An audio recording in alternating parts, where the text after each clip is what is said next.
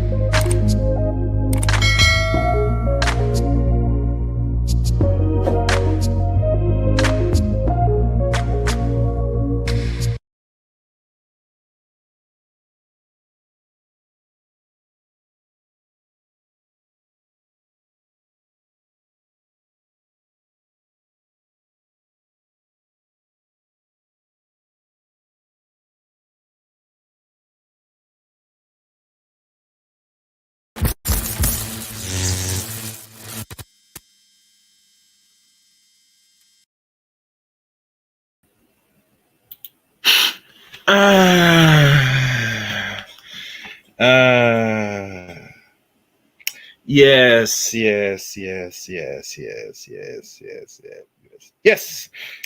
Welcome and good evening to all. Some supports and lovely supporters.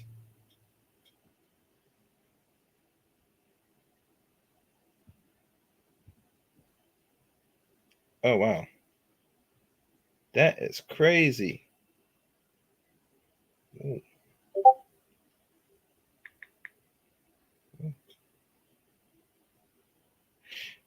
Welcome guys. Welcome to here another edition here on the Chaos Rain Show. I'm Chaos Rain here, and as I get things set up, welcome to the stream. This should be a very interesting one, and I will see the first donor. And today we're gonna have a goal here to try to reach for the stream, this particular stream. As you can tell, you read the comment. We're trying to get to roughly 50. Over 50 will be fine, but 50 will be a fair goal for this stream. Always. And you know the deal. You hit the super chat, you hit the, I guess, Cash App, wherever you want to choose, throw into it. And also, if you have something that's an important question during this discussion, preferably it should be in the super chat. Most of it, roughly. Besides that, I'd like to thank the first donor today. That's JT Cornrings, 199 super chat. And for Mr. JT Cornrings, let me see what I could do here. I'm going to give you something special, JT, as I promised.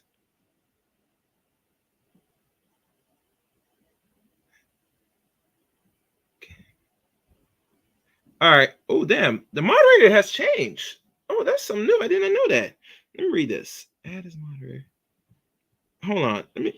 Let me go through this. Wait, let me go through this before I give you the thing, JT, because they have changed the system up in regards to moderators. Let me do this right here. Let me read it. Can't manage my words and change chat mode. All right. So we'll just give you the regular. All right, there we go. You now got a Chaos Ring Sniper, which we call a wrench, Mr. Coinrings. So if you're there, you have gotten one now. Now, as you participate in the chat room, I'm going to give you thorough instructions how to go about this weapon you got that is very powerful in the chat room here on my YouTube channel. But other than that, we're going to move forward. The links to follow me are the following. You can follow me on Twitter at ChaosRain7. Add me as a friend on Facebook, Eric Rain on Facebook. Follow me and join my Discord service. And I'm seeing this right now. Interesting. Very interesting. I might have to read. Let me shut down the what they call it, the how to do this. All right, I'm gonna shut down the Discord service. But y'all guys could join me on Discord. It's in the description of this video. So if I have my other moderator, or if you're on Facebook, I give you links for that so you can follow me to make things easier. But other than that, those are the small links right now to follow me. Oh, also become a member of the Chaos Rain Show as well. Don't forget that. Please don't forget, become a member. Please do not forget that. Very important to become a member of the channel as well. More things are going to be put on that, the members only section, So you're not a member now, I know what to say. Become a member now. As you know, the type of raw content might go up to the upper member or might go to regular, depending how the stream goes, depending how I feel, But if normally people really throw into their support, read a super chat, Cash App to a good enough of these streams, I might start moving them to more of a more affordable side, possibly. But like I said, only with your help determines where certain content will move if need to go to members only. So please contribute to the channel. And like I said, sharing is loving, so share the stream. And hit the like button. Likes are free last time I checked, so don't be so stingy. Okay, I think I got everything. Am I missing anything, guys? Before I begin? No, I'm not. I am not missing nothing at all. And like I said, the goal is $50 for today's stream. We're gonna try to reach. God will, we probably will accomplish this. Right now, the goal right now is one contribution. So probably we need, like, if my math is right, $48 more, maybe. And like I said, I'll look at time who's donate, and I'll tell you if we reach the goal. All right, the title for today's stream, as you can see the thumbnail, you see the title. I'm looking at my other devices. Black America, facts, a deep look. And that might intertwine or different change depending on the title itself. But right now, as the title stands, that's what we're gonna look at and talk about. Now, as y'all know, on the previous live stream that I did on here, there was a lot of discussion about women keeping other women single. And I had a conversation with, a wonderful woman in the chat room combating about, men keep men single as well. Like, this is what they call a pissing contest. I'm not in the business of pissing on people, or much less saying who's more fault of keeping each other single.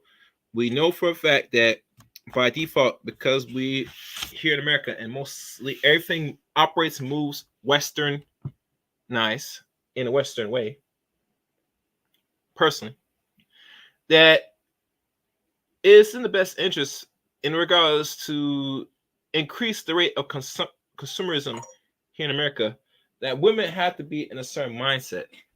And how to get in that, they have to constantly keep spending. And the best way for women to spend, they have to go through their emotions. And if they're lonely, they're angry, frustrated, or even go as far as having bad habits, they will spend more within the system. And other women are shooting each other in the foot when they're not, paired with a man. It is what it is. Now, I'm not going to go into this more in depth about who's more important, who needs more, because in nature creates polarities. They create opposites for a reason. We are humans. We operate through the sex, meaning there is a masculine and there's a feminine. There's males and females. And thus, we have to operate and move in that sort of nature, which they say God has created us, last time I checked. But like I said, some people think they're more above or bigger than God himself. I'm not down for it. I think we all play a part into our own development as what we call a collective as a whole, most likely. But overall, in regards to the games keep playing, yeah, women have a little their problems where they cause some bigger problems in the society that, most men sit back and they just gonna fold their hands or even just throw the towel, because if they can't be involved or be, let's say, more control, they're just gonna, go the other way. Which sounds weird, but what can I say? As y'all guys come in, please like the stream, because I'm not gonna look back and forth how the stream is doing, because I'm gonna be going into these articles. And it's going to probably get a little dull. Maybe we'll see how it goes. And obviously, like I said, we have the goal to meet. And also, don't forget, make sure you subscribe to the channel and you're liking the stream as you come in. Okay. All right. So we're going to look at some of these articles to back up this thing. One, about the rate of birth. And we're going to look at, really the proponents of, they said that the men are the problem in this community, which, it's very questionable. But we're going to look into these numbers again, because I covered this a year ago in regards to the actual 1.2 million burps black men have than their male counterparts. And every man in society has more children than the women because they're a small population. So obviously they're going to have more access to more women if they qualify, or let's be honest, unless women find them attractive. Either or, today in society, when we talk about black people, black men, black women, the men today are not really having these much children. And usually the argument, what we have here, is that at a certain age they're having children and have more than one woman impregnate these women and leave them as baby mamas, which you can't be left as a baby mama. Baby mamas today is a choice. They always say that it's better to marry and carry. Even that, as we look at that, since women are found more than 0.5% divorce, that kind of shoots yourself in the foot that you just stop ending the marriage for a reason, which don't make sense nowadays. It doesn't even make sense even to make the point that if you go into a marriage and you're already planning your exit, then it makes better sense that you stay single. Like you stay single. That'll go a long way in everything else. And as I put this here, I'm gonna put the another banner. And let me edit this.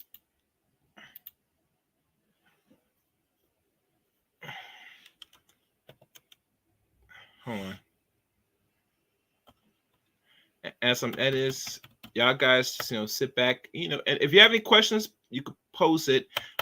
Roughly, most ones that are more real question based, or any question, be better a super chat. But if you throw anything else, I might look at occasionally. But usually, the more colors, the better.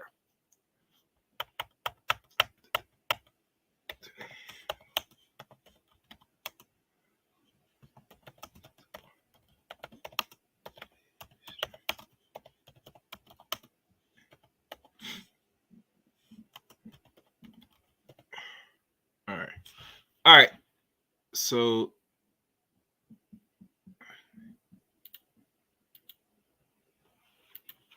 okay. So let us begin. Where is my okay? Which article I'm gonna start with? And also there was an article about social media and Black women, which I'm probably gonna look at. So here we go. Let us begin. And like always, leave your questions. And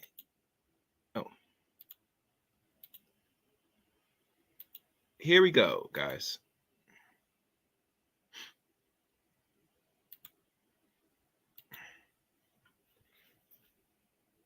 As of the immediate release Thursday, June 13, 2019. And let me switch gears so I could see this better. We're gonna look at this. Bureau release first ever reports on men fertility. This is the first time they report in 4 years. On the 13th of June, 2019, about 61.6% of men, 74.7 million men at age 15 over are fathers, and those of 72.2 million men have biological child, according to the Men's Fertility Fatherhood of 2014 report, which we might look into today. We'll see.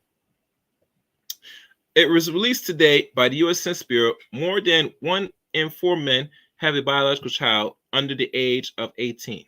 That's under age 18 now. And of the men with biological children under age 18, 4 out of 5 live with at least some of those minor children.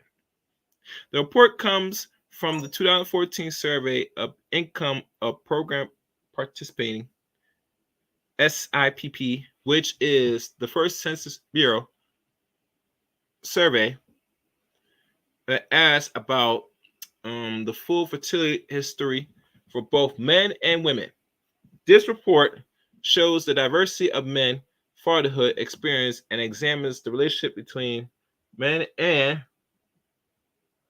the children with whom they live, including their own and their partner's children, and how those relationships are related to other aspects of men's lives. And okay. For the first time, we are able to look at the fertility of men as well as women by Lindsay Monte, a demographics in the fertility of family statistics breach at the Census Bureau. When looking at the full fertility history of men, we see a depth and complexity of the experience of fatherhood that we have not been able to see before our data.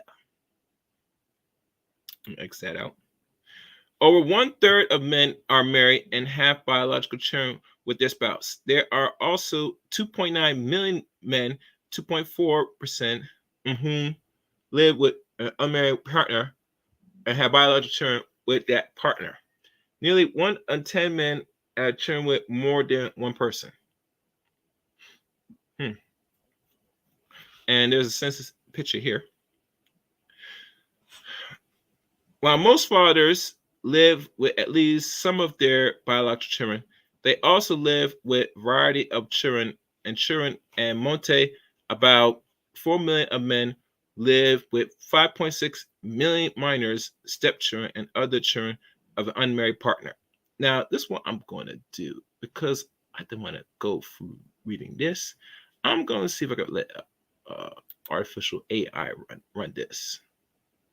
Oh, interesting. Ain't that Sunday they run away? Oh well. I'm gonna keep going and let me do this.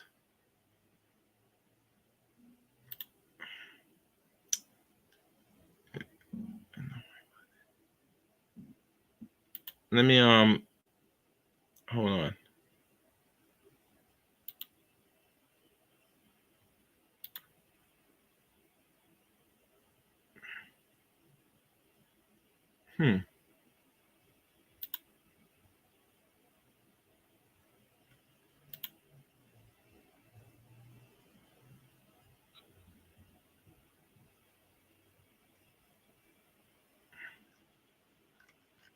Okay.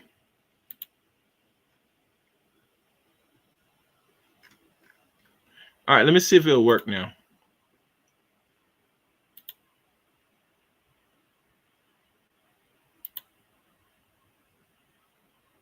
All right. Over 1/3 of men are married and have Okay, it's working now. All right, so this is what I'm gonna do. I'm gonna lower. We're gonna raise up a little bit. We're gonna go. That's good enough. I'm gonna let the bot run this so that way you guys can hear it, and I'll make sure I can hear it from my end as well. So let me see. All right, so we're gonna start from the relationship portion.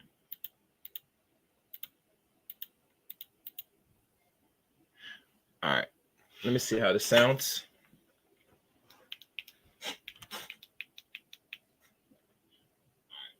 All right, let's see how it sounds. Let's run it. Additionally, about 13 million men live with about 23 million other children ages 0 to 17, including grandchildren, nieces or nephews, minor siblings, and foster children. There are 29.2 million grandfathers, or roughly 24.1% of all men age 15 and over. Of the men who live with their own, or a spouse or partner's children under age 18, about 1% also live with grandchildren. The report also gives an in-depth look at the demographics. All right. Yeah, I know y'all guys can hear that. So what I'm gonna do is I'm gonna pull it back up now. So y'all can see it. All right. Look at everything's running well. So let's go further and I'll probably use this to speed up what's read, and I'm gonna leave some commentary. Let's go.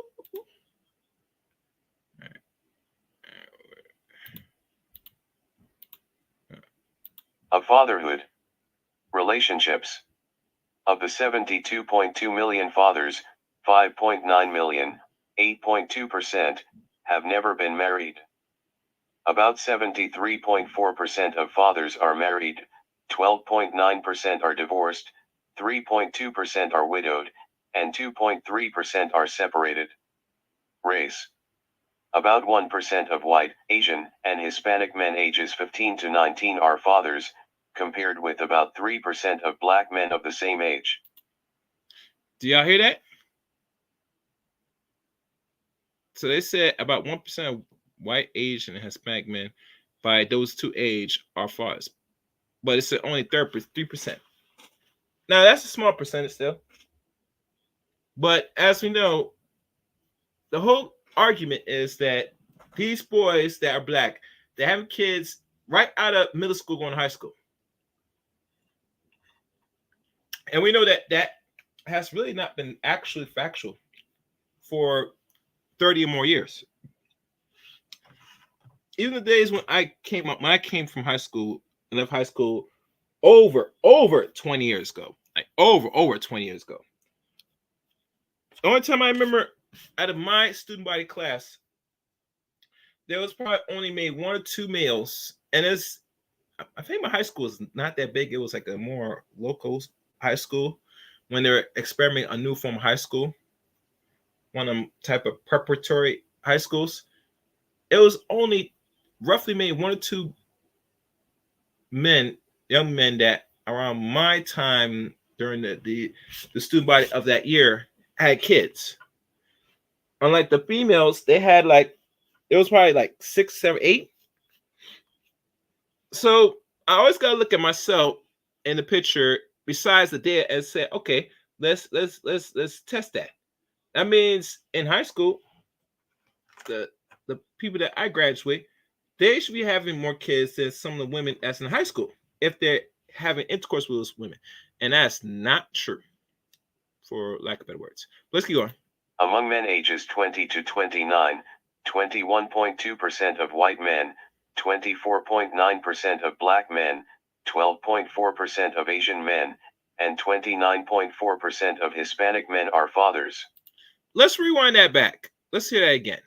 Educational attainment. Hey. Among men ages 20 to 29, 21.2% of white men, 24.9% of black men, 12.4% of Asian men, and 29.4% of Hispanic men are fathers.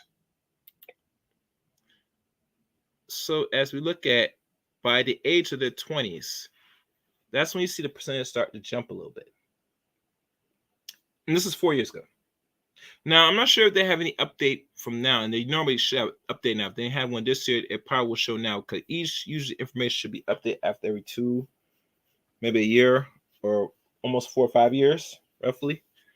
But if only the smallest percent that have the kids are whites and Asians, but Hispanics, which are not black, they are actually considered white, if people are not really looking at the numbers. Regardless of what they want to call themselves, they're the ones that the highest right now. They're seriously highest. That's something to keep in mind. All right, let's keep going. Educational attainment. About 14% of fathers do not have a high school diploma, and roughly 12% of fathers hold a graduate or professional degree.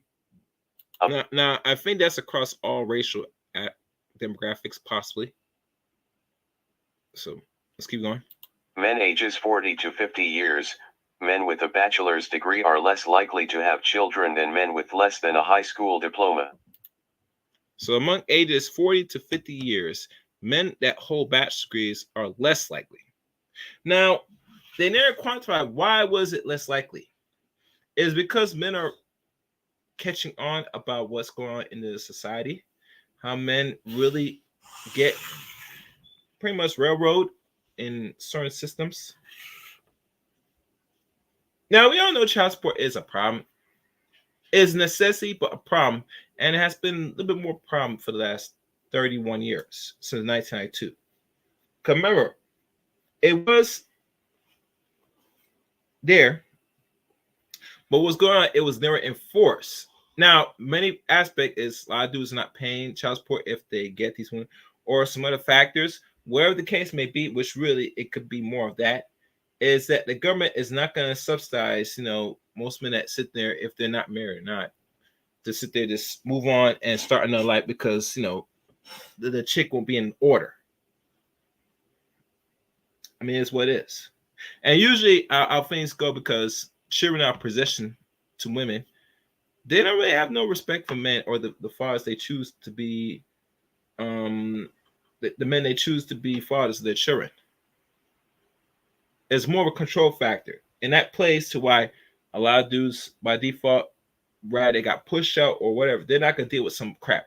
They'll just move on and start a new life and leave you and the child as bastards. It's not right, nor wrong, but it is what it is. It's part of life. Let's keep going. Diploma. Fathering. The experience of being a father isn't just limited to the number of children men have, but includes the act of fathering their children. Monty said.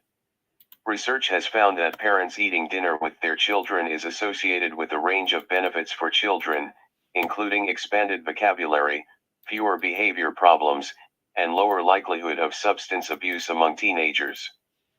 Roughly 3/4 of men who live with biological or adopted children under age 18 eat dinner with those children between 5 and 7 nights per week, regardless of the age of the children. Outings with children are also associated with positive child development and are an indicator of parental involvement. Around 40% of men in all family types take young children on outings at least 3 times a week. To learn more about the marital status of fathers and the relationships between men and their partners' minor children, visit America Counts, Stories Behind the Numbers. The SIP is a nationally representative panel survey administered by the Census Bureau that collects information on the short-term dynamics of employment, income, household composition, and eligibility and participation in government assistance programs. Each SIP panel follows individuals for several years, providing monthly data that measure changes in household and family composition and economic circumstances over time. Jewel Jordan. All right. So that's it for this piece of article. And I think there's let me see if I might have the fertility rate, but let me stop this here.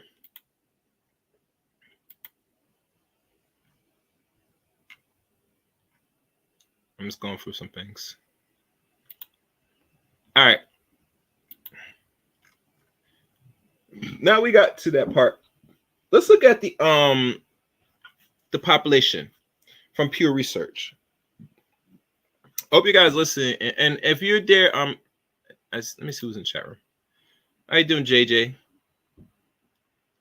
Yeah, we're aware, JJ, we're aware. Make sure you share this on your timeline, JJ. I would surely appreciate it. Now we're gonna look at the what's this? Yeah, we're gonna look at the U.S. Black population of Pew Research. And let me see how. And I'll check my likes later. All right.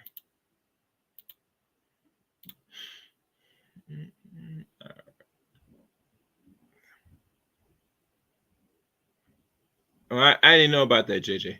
Okay, where is it? Okay.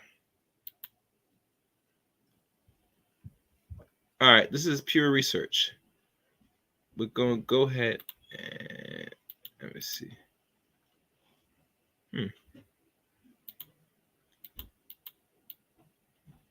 This is the fact about the U.S. Black population by Mohammed Mussalan and Christina and all the other people that involved. Let's read into this one. The Black population of the United States is growing. In 2021, there were an estimated 47.2 million people who self-identified as Black, making up 14.2% of the country's population. This marks a 30% increase since 2000, when there were 36.3 million Black people living in the U.S. Black Americans are diverse. This group consists of people with varied racial and ethnic identities and experiences. The nation's Black population includes those who say their race is Black, either alone or in combination with other racial backgrounds. It also includes Hispanics or Latinos who say their race is Black. This fact sheet is a profile of the demographic, geographic, and economic characteristics of the U.S. Black population in 2021. To present detailed data about this group, charts and analysis about the Black population are analyzed through the lens of 4 different demographic groups. The total U.S. Black population. Single race, non-Hispanic Black people. Multiracial, non-Hispanic Black people. Black Hispanic people. Scroll down or click through the navigation bar on the left to read about various demographic and economic. All right. Let's look. Okay, let's continue. There's population growth here. Single race, non-Hispanic, multi-race, non-Hispanic, Black, Hispanic. So it's population growth. And this is all Black. Okay, so when I click it, it goes to different parts. All right, we're going to start with all black, and then we're going to flip it and see what happens. Population growth. All black. Single race, non-Hispanic. Multiracial, an estimated 47.2 million people in the U.S. identified as black in 2021. The black population has grown by more than 10 million since 2000, when 36.2 million of the U.S. population identified as black, marking a 30% increase over 2 decades. Which we already read. In 2021, there are 4.8 million former foreigner Black Americans, about 10% of the U.S. Black population. This is an increase from 2000, when 2.4 million people, or 7% among Black population, were foreign Blacks. This projection graph shows here population growth from between 2000 and 2021. That's a span of 21 years. And this is where we get our numbers. Age and structure. So let's look at the single race non-Hispanic. I think they talk about more white.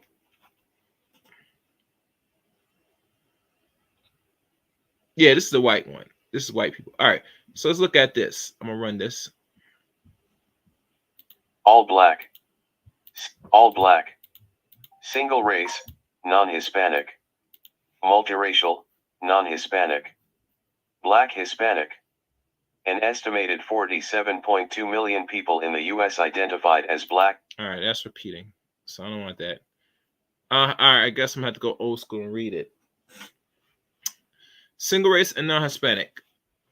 Back in 2021, the single race non-Hispanic Black population was the largest demographic subgroup of U.S. Black population, which they mean white people, but they had to say subhuman non-Hispanic.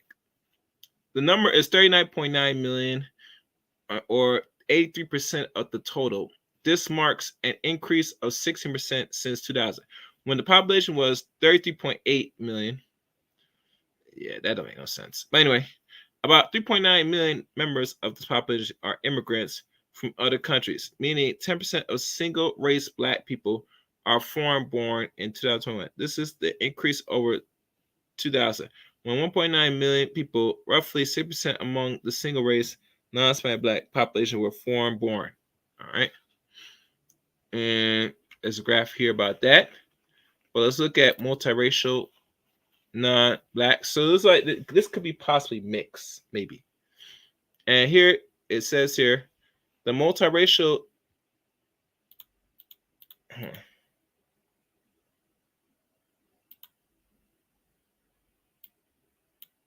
The subgroup among Black Americans, with 5.2 million people, accounting for 11% of overall Black population in 2021. It has grown from 1.5 million to 2000, marking a 238% increase. Additional 400,000 members of the multiracial Black population are foreign-born, 8% of in 2021. The number of foreign-born members of these groups have increased from 250,000 people in 2000. But their shares, the multiracial Black population, has decreased from 16% in 2000. And it shows the decreasing here. And now Black Hispanic, which they identify as Afro-Latino most likely. There were 2.8 million Black Hispanic people in the U.S. And in 2021, which was 6% of the total Black population, this year makes this subgroup the smallest population group, including in an analysis. This population has grown from 960,000 in 2000 to 2.8 million in 2021, marking a 191% increase. Additionally, 500,000 members of the population are immigrants in the U.S., meaning that almost 1 in 5 Black populations, 80%, are foreign-born. The number is an increase from 2000, when 260 Black Hispanic people were foreign-born.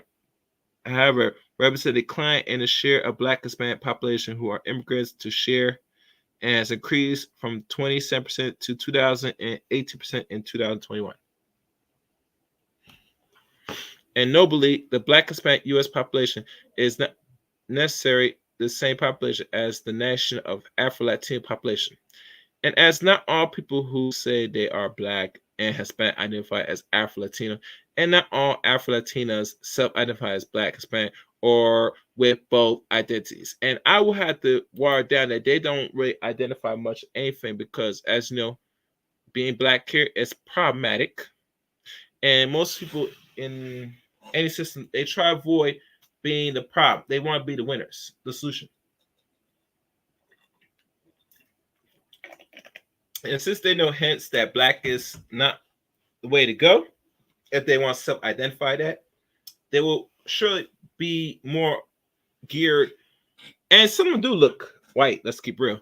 They'll gear more to the white side for other safety precautions. And you see here it shows the Black, the males and females here. That's Black.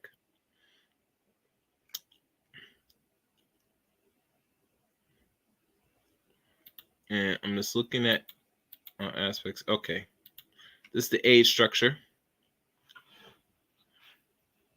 And it said Black population was 45% was younger than 30 in 2020. A similar share, 40%, has between 32 and 64 years old.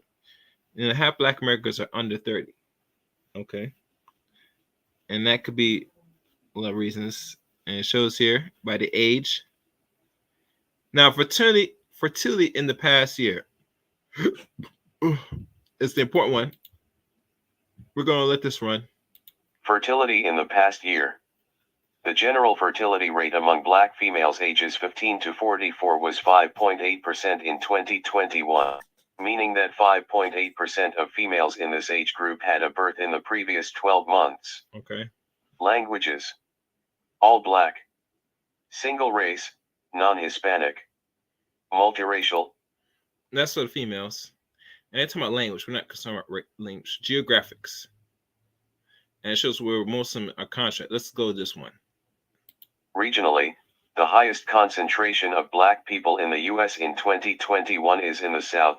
More than half, 56%, live there. Following the South, 17% live in each the Midwest and the Northeast, and 10% live in the West.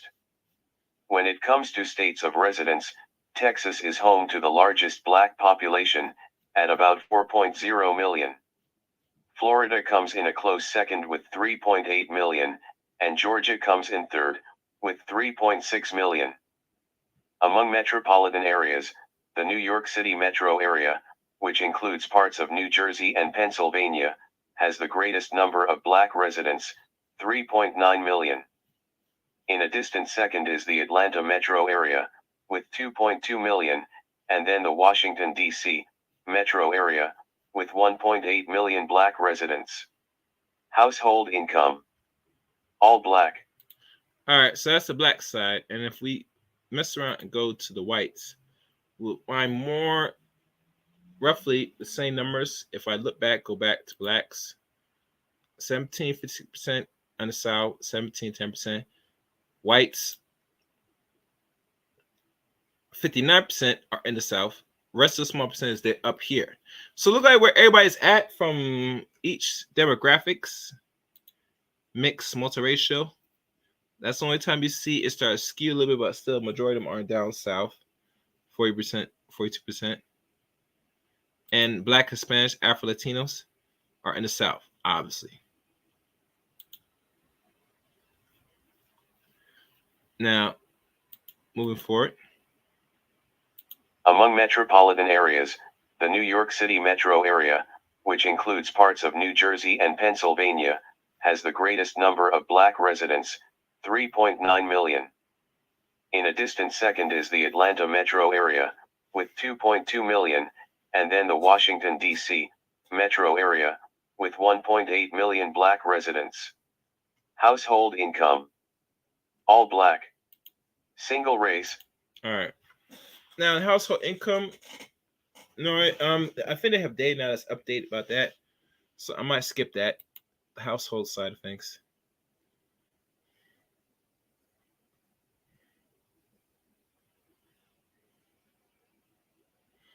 Now, this right here, this looks like it's interesting. This thing with the household type. Let's look into this one. Household type. All Black. Single race, non-Hispanic. Multiracial, non-Hispanic. Black Hispanic. About 4 in 10 black people, 39%, live in U.S. households that are headed by married couples as of 2021. Roughly 3 in 10 black people, 31%, live in households whose household head is female, and 5% live in male-headed households. Fewer than 2 in 10, 16%, are part of non-family households. Educational attainment. All black. All right, so that's the household for blacks. Whites, roughly is 38%, more than a third. And let's see, multiracial, more like mixed Spanish or Hispanic. Whites, 45%. 20% live in households. Female, 5% live in male-headed households. Okay, and 1 in 5 multiracial black people are 11%. So let me go back. 32% is head of household for white males. For actually 5% is leaded to white males, roughly. And as you know, blacks, household led head of female is 5%. Pretty too high, but anyway. And black Hispanic, same thing. Going down. I'm not going to entertainment. Religion, we're not worrying about that. All right, so that's it for this article. I hope you guys get somewhat of entertaining because I'm going through this. This is some added layer to the Pew Research about where it stands for black people, black population in regards to money, numbers, etc.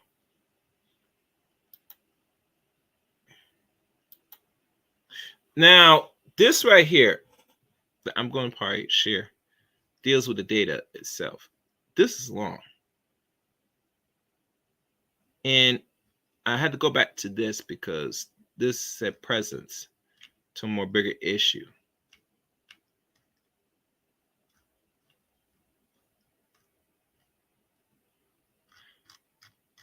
We'll look at the numbers, but we're going to let the so-called AI bot do more of the reading on this. So I'm going to share my screen on this one.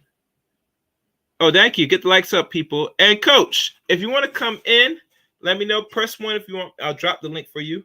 And like I said, the goal is $50 for today's live stream. We have one donation here already.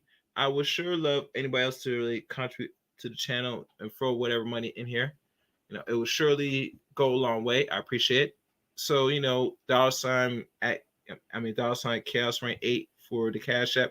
And obviously, if you don't want to do the Cash App, the Super Chat is open. So, like I said, support the channel. All right. Let's go to the next article.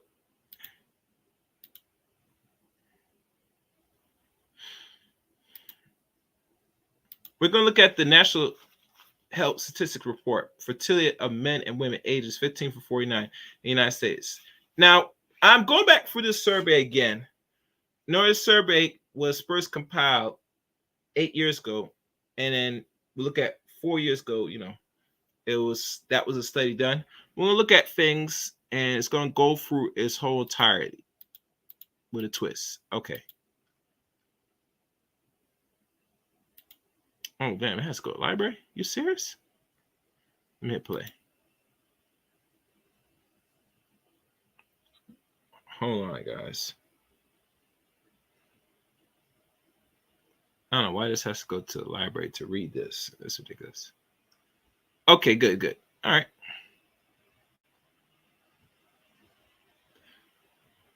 All right. I'm just going to scroll down and look at this. All right, I'm going to let it run.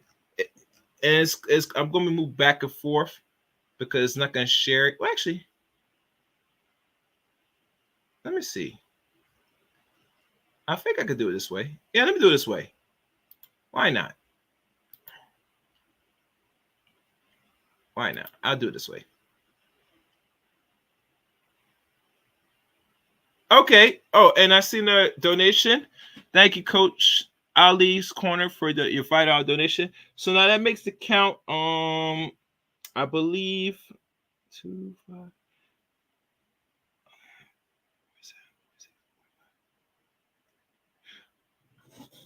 5. That leaves $44 more left in today's stream.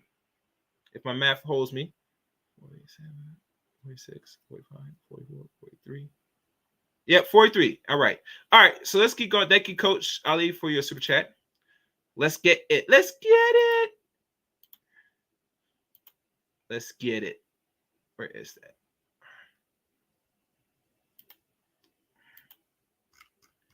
All right, let's begin. National Health Statistics Reports.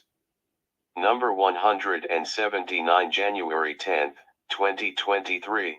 And as you know, this is an updated version of January 10th, 2023. Now, when I did this, it was 2022, 2021. When I did this little information, things has probably made it change a little bit with this national data, but let's go into it. Fertility of men and women aged 15 to 49 in the United States, National Survey of Family Growth, 2015 to 2019. By Gladys M. Martinez, Ph.D., and Kimberly Daniels, Ph.D. Abstract.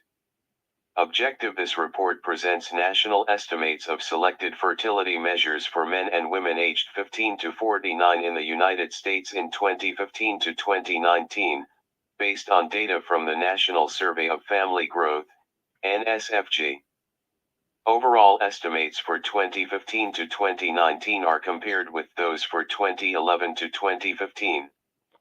Methods: data were collected through in-person interviews with a nationally representative sample of the household population aged 15 to 49 in the United States in 2015 to 2019.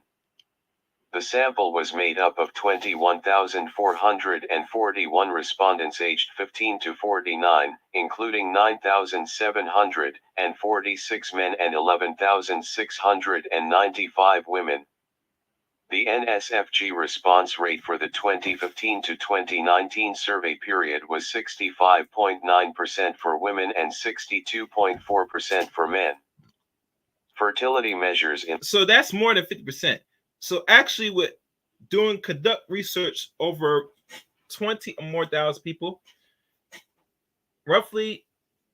that's roughly 50% is a good number. I mean, so if you got 6% of actual response, that is actual tangible data to use. Another good source that they also compile data by Datakism by who wrote this book?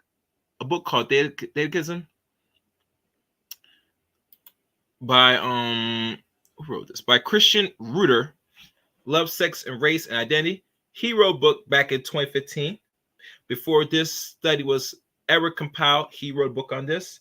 And also Dating Divide, about online dating, that was just released 2 years ago, is another data compiled in regards to online dating and what people want and select in regards to mate selection. So all this information is there. And most of the books probably tell more because they do more extensive data than anything else before they come out with a book. So this is actually tangible and is used. And I'm hoping when they update it in the next year or two, it's going to show even more greater growth. Let's listen more. This report include ever had a biological child, number of children born alive or fathered, timing and relationship context of the first birth, and birth spacing. Results among women and men aged 40 to 49 in 2015 to 2019, 84.3% of women had given birth and 76.5% of men had fathered a child. On average, women aged 15 to 49 had 1.3 biological children and men aged 15 to 49 had fathered 0.9 children. The mean age at first birth was 24.1 for women. Among men, on average, women aged... Yeah, hear that? Let me wind that back. Results among women and men aged 40 to 49 in 2015 to 2019, 84.3% of women had given birth and 76.5% of men had fathered a child. On average.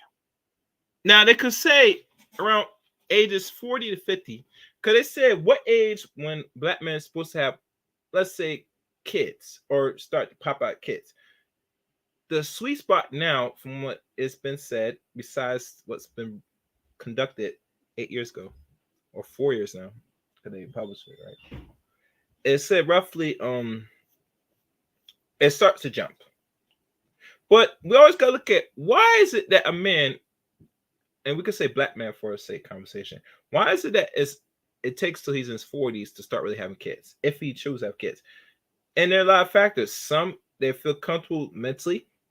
Hell, they could also feel comfortably money-wise. And also it depends on what a man's outcome you're looking for, you know. Usually that is more of the overall sweet spot.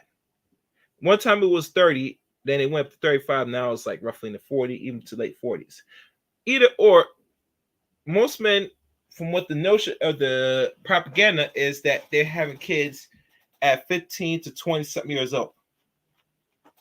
And by the time they hit 30, they say that these dudes are some of them might not have kids if they already had kids ready. And a lot of foolishness being put out here in the internet that don't make sense. And really, truly, and it should make sense because this is how I look at it. The reason why women complain about, you know, their outcomes is because they're not willing to really submit to no man in America. You work hard. And another thing that came to my mind, now it just hit me. This thing was Simone Biles. And when I did a few days ago on last live stream about why women keep other women single, and a lot of women were getting pissed, mad about Simone. Simone doesn't really give a crap about that because she got her man. You think she care about what y'all think? No, absolutely not. And she shouldn't. Because at the end of the day, she is a well-renowned gymnast, gold medalist, multiple gold medalist, and she, in her mind, she doesn't really think or feel that she should be on the carousel this long. And riding the carousel like modern women today, they be riding on a lot of carousels.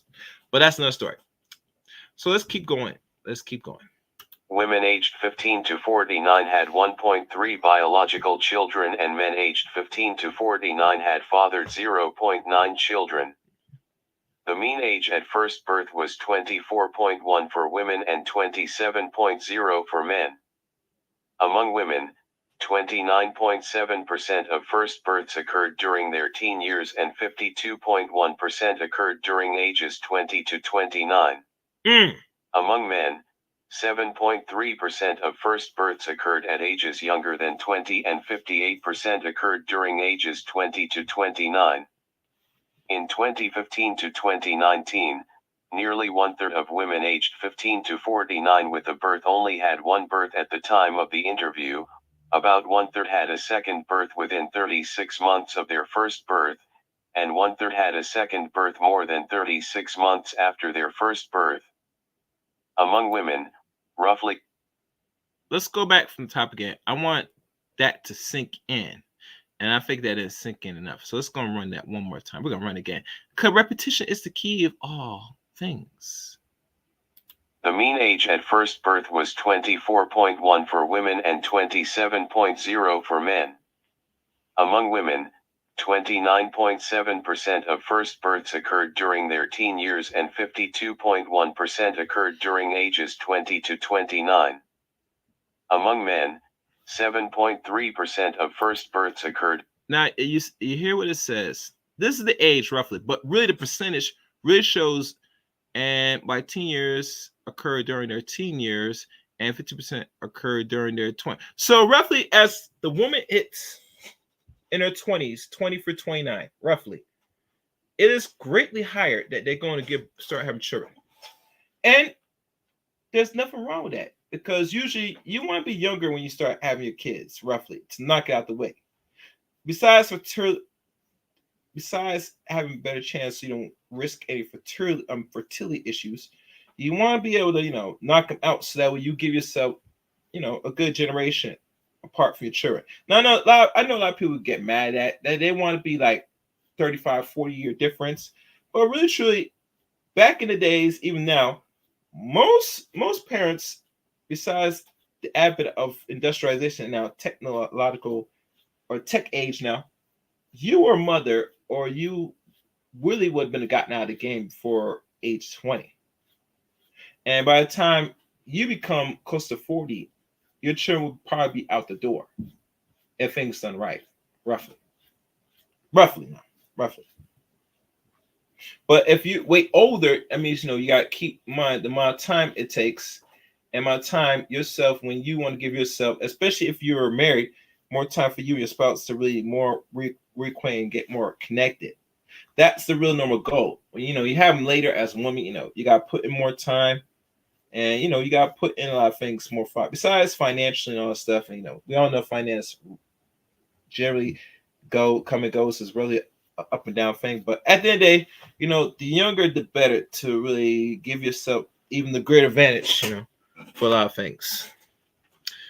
But roughly once you're in your 20s, is usually up to more than half. And as you know, with the men, it says here that among 7.3% of the first birth occur at ages 20, and 58 point occur around late 20s, and we could say even early 30s back then. Now I know usually now that has changed, but we're gonna let the bot go continue on to this one. At ages younger than 20, and 58% occurred during ages 20 to 29. In 2015 to 2019, nearly one-third of women aged 15 to 49 with a birth only had one birth at the time of the interview. About one-third had a second birth within 36 months of their first birth, and one-third had a second birth more than 36 months after their first birth. Among women, roughly one-half of first births occurred before marriage, and one-half of all premarital first births occurred within cohabiting unions. Keywords: parent number of children, age at first birth, marital or cohabiting status at birth, birth spacing. Introduction.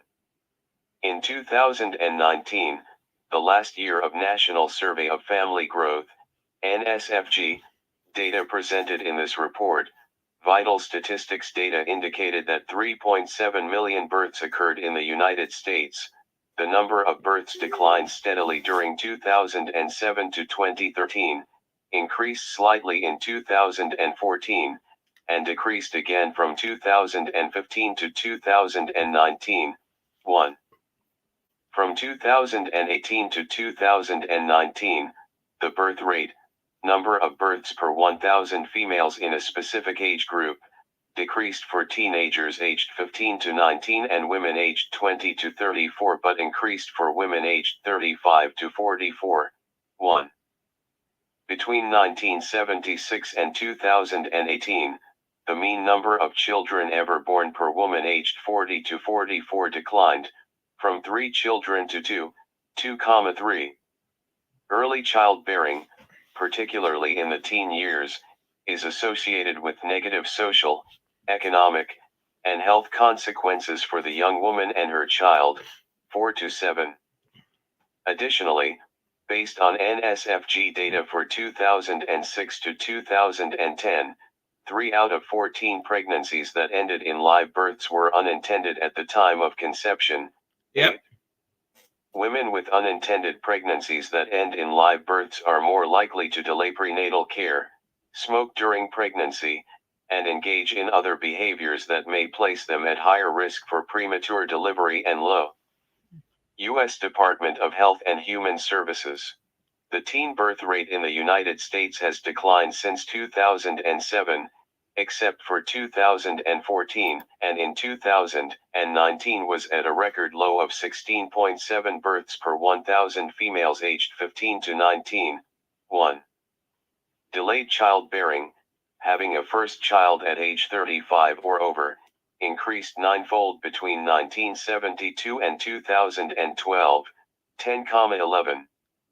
By 2019, birth rates generally continued to increase for women aged 35 to 39, since 1990, and women in their 40s, since 1985. 1. Delayed childbearing has been associated with declines in U.S. total fertility rates. 12. Reasons for delayed childbearing include access to reliable contraception, pursuit of higher education, increased labor force participation, changes in familial values, relationship instability, and financial considerations. 13,14. Having a first child at older ages has been associated with a positive impact on women's wages and career paths, in addition to having a positive impact on their children because they are more likely to have parents with greater family and economic stability. 15. A potential negative consequence of delayed childbearing is that women are attempting to have children when their fecundity, ability to have children, is declining.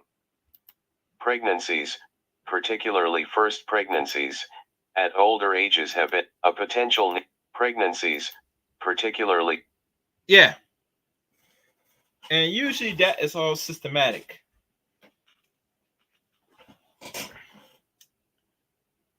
And because it's systematic, and let me make myself a little bigger. It's systematic for a reason. It's systematic because the more they make it hard for you as a woman environment to function instead of pairing with a man and making a life, rather man is 5 years, 10 years, or hell, even maybe 15, 20 years older, which most of y'all ladies like dealing with older men. And you don't want to admit it, but we're not go there. That the longer you wait, the harder. And probably the worse for you. Now, I notice a lot of women personally want to still put themselves in the same box as men and think, say, if men don't have children, you're going to have problems too. And really, that's not the case. And you want to know why it's not the same for men and women? Because you think about ladies, men overall, besides their strength and other things that they carry, there's a reason why men produce so much sperm and use the sperm, rather use it on you, in your mouth, or in your womb, or any other parts of you. It is always intentionally to hopefully copulate and reproduce. That's why creation made men have certain infinite with the sperm. And personally, I'm not going to deny that. I understand it and I accept it. Because sperm is cheap by the old man. It is cheap. That's why men don't have no problem giving it to you. And some now are being more smart and conservative with their sperm now, because now giving to you is a problem in the short term and the long term. So they're not going to be so much in the business giving you the goods. They're not going to do that. It is not safe to Western men today to be just busting it in you anyway, because you're going to take it and not make use of it all overall. Anyway, make sure you like the stream, share the stream. Maybe we're going in, talking about black folks here for this particular conversation. And so let's continue. So we're not in the same boat. For those that want to know, they want to make this. It's not equal conversation. Your eggs are going to decline and they're not be useful as you get older. Men's sperm is always going to be useful, regardless what they try and say of they get too old. It's not a good idea. I would agree with that, but the problem is, as long as man produces sperm and he still get access to be, shooting at the club, the possibility of giving birth is very high for a man, depending on the woman's age. And yes, there are some dudes as old as Robert De Niro that's knocking up 30, 29-year-old women having kids. It's ridiculous, but it is what it is. Let's keep going. First pregnancies at older ages have been associated with greater risks for mother and child during gestation and delivery. 15,16. Spacing of births can have a significant adverse impact on the health of the baby and the mother. Short birth spacing, defined as having a pregnancy less than 18 months after a previous birth, has been associated with preterm delivery, low birth weight, congenital disorders, and health consequences for the mother, including folate depletion and incomplete recovery from the previous birth, especially following cesarean deliveries, 17 to 21. This report presents data on the fertility experiences of men and women aged 15 to 49 in the United States using 4 years of NSFG data collected during 2015 to 2019, and it updates previously published estimates based on 2011 to 2015 data. 22. NSFG data complements birth certificate data and provides additional information on behavioral, social, and economic factors that affect fertility, such as timing of sexual activity, contraceptive use, marital or cohabiting status at conception and birth, and pregnancy outcomes in addition to live births. NSFG also includes information on family background, such as mother's level of education, marital status at birth, and age at first birth. The fertility measures in this report include having ever had a biological child, number of children born alive to women or fathered by men, timing of the first child, birth spacing, and marital or cohabiting status at first birth. These fertility measures are shown by several key demographic characteristics, including age, marital or cohabiting status, education, household income relative to the federal poverty level, and Hispanic origin and race. Methods. Data source. This report is based on combined NSFG data releases for 2015 to 2017 and 2017 to 2019. The combined 4 years of data collected for 2015 to 2019 come from 21,441 face-to-face interviews conducted from September 2015 to September 2019 with 11,695 women and 9,746 men representative of the U.S. household population aged 15 to 49. The National Center for Health Statistics, NCHS, has been conducting NSFG since 1973 to collect data on fertility and the proximate determinants, 23, that explain fertility in the United States. NSFG is jointly planned and funded by NCHS and other U.S. Department of Health and Human Services programs. See acknowledgements.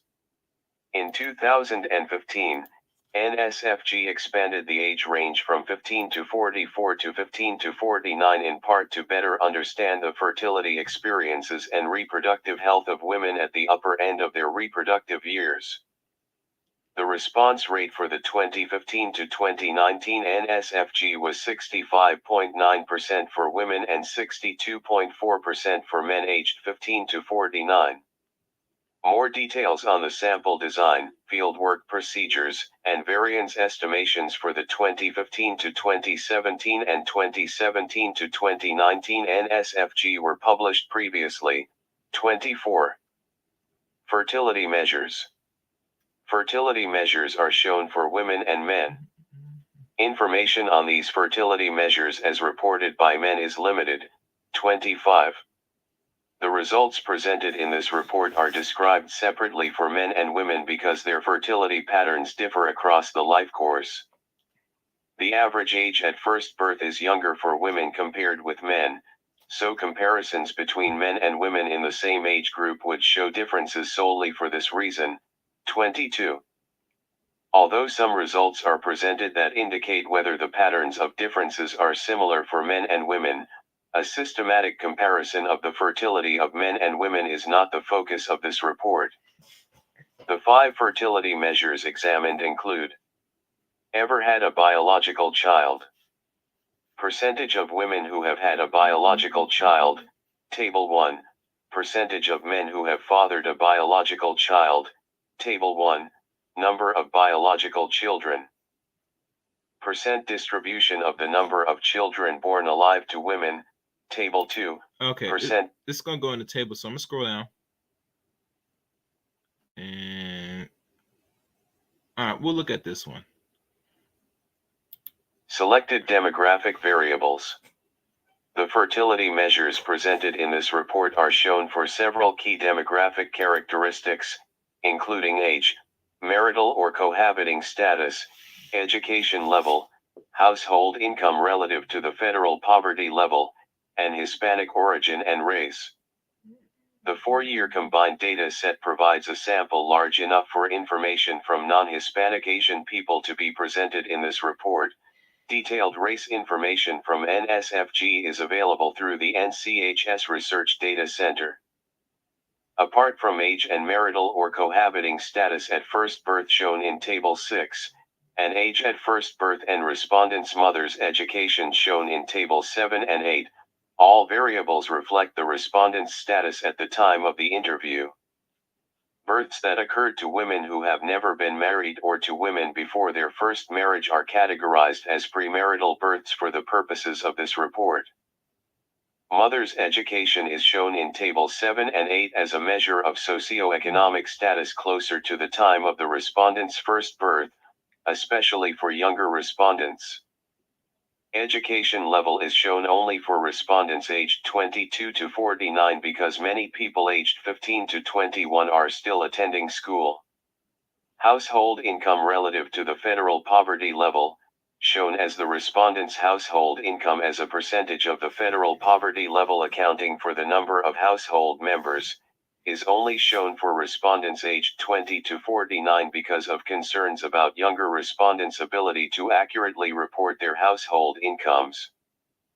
The definition of Hispanic origin and race used in this report considers the reporting of more than one race, according to 1997 guidelines from the Office of Management and Budget, 26, and while not shown separately, data from respondents reporting more than one race are included in the total. Hispanic respondents, regardless of their racial identification, are shown separately and further categorized by their nativity status, that is, whether or not they were born in the United States. Statistical analysis.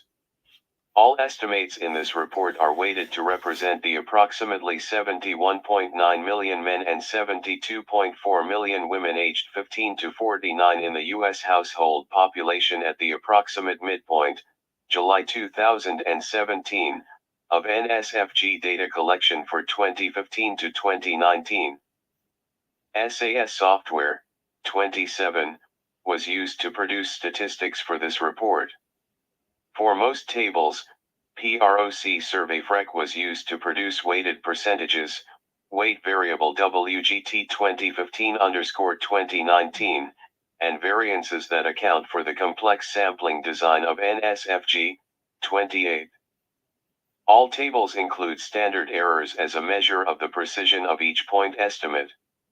Additionally, PROC Kaplan-Meier was used for Table 5 to calculate probabilities of a first birth using life table or survival methodology. The Kaplan-Meier procedure fits its model, or product limit estimator, to estimate the survival function for a given population, 29,30.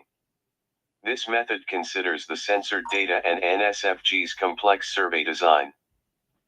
These probabilities represent the expected proportion of people who will have a first birth by a certain age, based on the age-specific first birth rates from women and men during the 2015 to 2019 NSFG survey period. Probabilities were estimated based on retrospective reporting of the age at first birth and are shown by age 18, 20, 25, 30, 35, and 40. In this report, probabilities are described as percentages, such as the percentage of women who would have a first birth by age 18. Table 5 illustrates information beyond the distribution of age at first birth, Table 4, by showing the cumulative probability of having a first birth by specific ages. The significance of differences between any two estimates was determined by standard two-tailed t-tests at the 0.05 level using point estimates and their standard errors. Survey clusters minus strata were used as the degrees of freedom for significance testing of pairwise comparisons. A weighted least squares regression method was used to test for linear trends across age, education, and household income using the number of categories -2 as the degrees of freedom. Significant differences between probabilities were tested using the PROC survival procedure in Sudan. Terms such as increased and decreased or higher and lower indicate a statistically significant difference was observed between the two estimates. When compared statistics did not demonstrate a statistically significant difference, terms such as similar or no difference were used. In this report, data presentation standards for proportions are based on a minimum denominator sample size and on the absolute and relative widths of a confidence interval calculated using the Korn-Graubart approach, modified Klopper, Pearson, for complex surveys. Sudan PROC descript was used to test the data suppression guidelines, and all estimates presented meet the NCHS guidelines for presentation of proportions. 31. When a percentage or other statistic is not shown for this reason, the table contains an asterisk signifying that the statistic does not meet National Center for Health Statistics standards of reliability. This report also compares the totals of various fertility measures for men and women aged 15 to 44 during 2015 to 2019 with previous data for 2011 to 2015. 22. Statements describing an increase or decrease between two time points do not necessarily indicate a linear trend. The results presented in this report are descriptive and do not attempt to demonstrate cause and effect relationships. Differing age distributions may explain some of the differences shown in fertility measures across education, marital status, household income relative to the federal poverty level, and Hispanic origin and race. For example, non-Hispanic white women have fewer children on average, which may in part be explained by age, if Hispanic and non-Hispanic black women have a younger age distribution than non-Hispanic white women, and non-Hispanic white women have children at older ages. Differences in other characteristics, such as household income relative to the federal poverty level across marital or cohabiting status, may also account for some of the differences seen in fertility measures by marital or cohabiting status. A full multivariate analysis of these fertility measures that controls for differences across groups or standardizes across groups by other characteristics, such as age or household income relative to the federal poverty level, is beyond the scope of this report. Results. Ever had a biological child? Table 1 shows the percentage of men and women who ever had a biological child by selected demographic characteristics. In 2015 to 2019, 56.7% of women and 44.8% of men aged 15 to 49 had ever had a child. A quick pause. And thanks everybody that's watching. Really appreciate it. Like always, make sure you hit the like button, share button. Brief motivation. Like I said before, and I'm going to say this again. I'm going to keep saying it on until it stamps home, right? That in general, women are going to, here in the West, roughly, are going to always have children, are going to be the ones having children earlier, whatever, than the men. Now, like I said, the point of this conversation is dealing with black men, especially, that the notion says that it's more percent of men having more babies than women.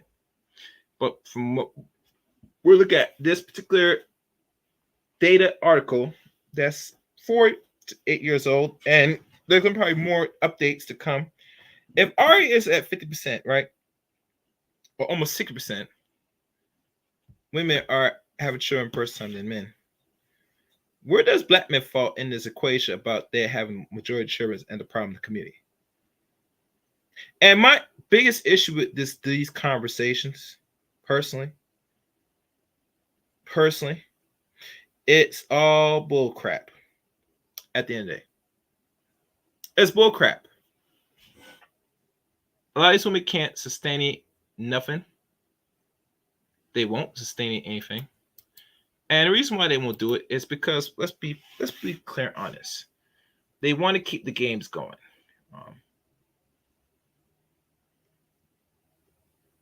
Like literally, they want to keep this game going,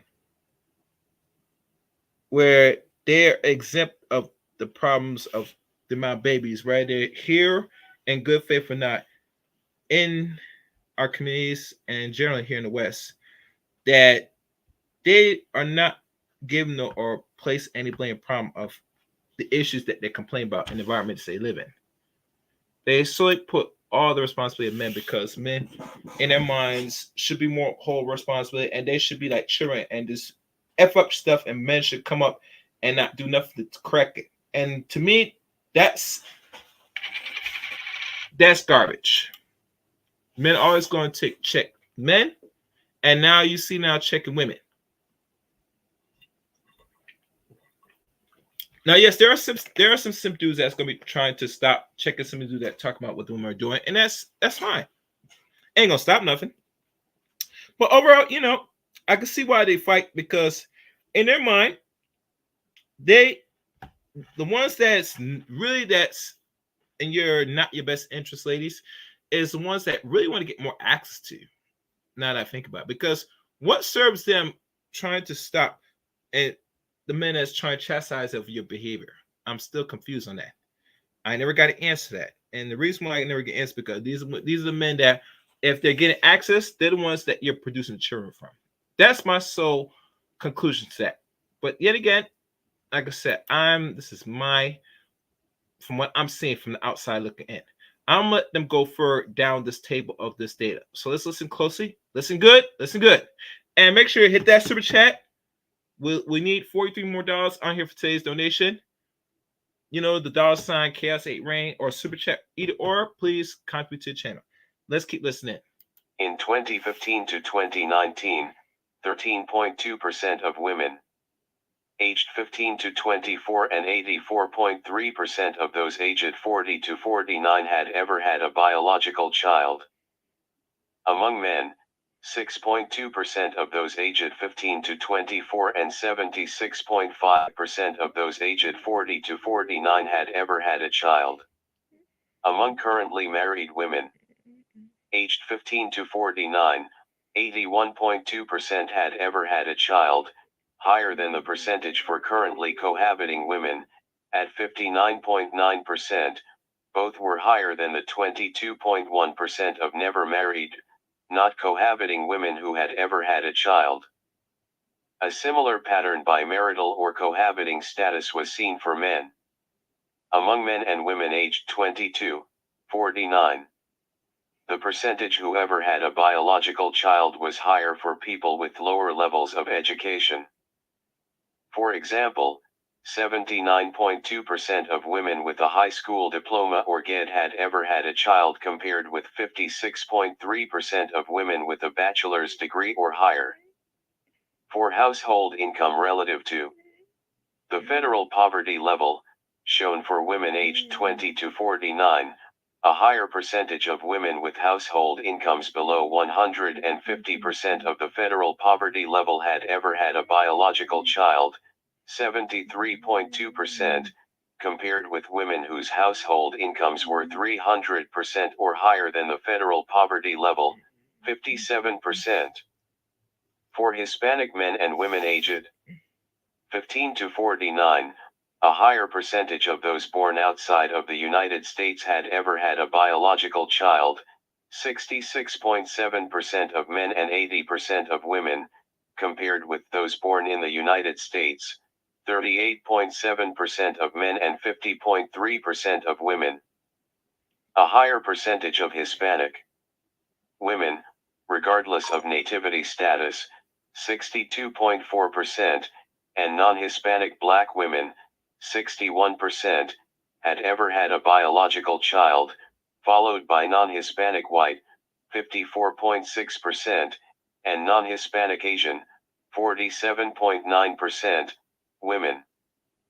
The percentage of Hispanic men regardless of nativity status, who had ever fathered a child, 50.1%, was higher than non-Hispanic white, 43.9%, and non-Hispanic Asian, 35%, men, and was similar to the percentage for non-Hispanic black men, 46%.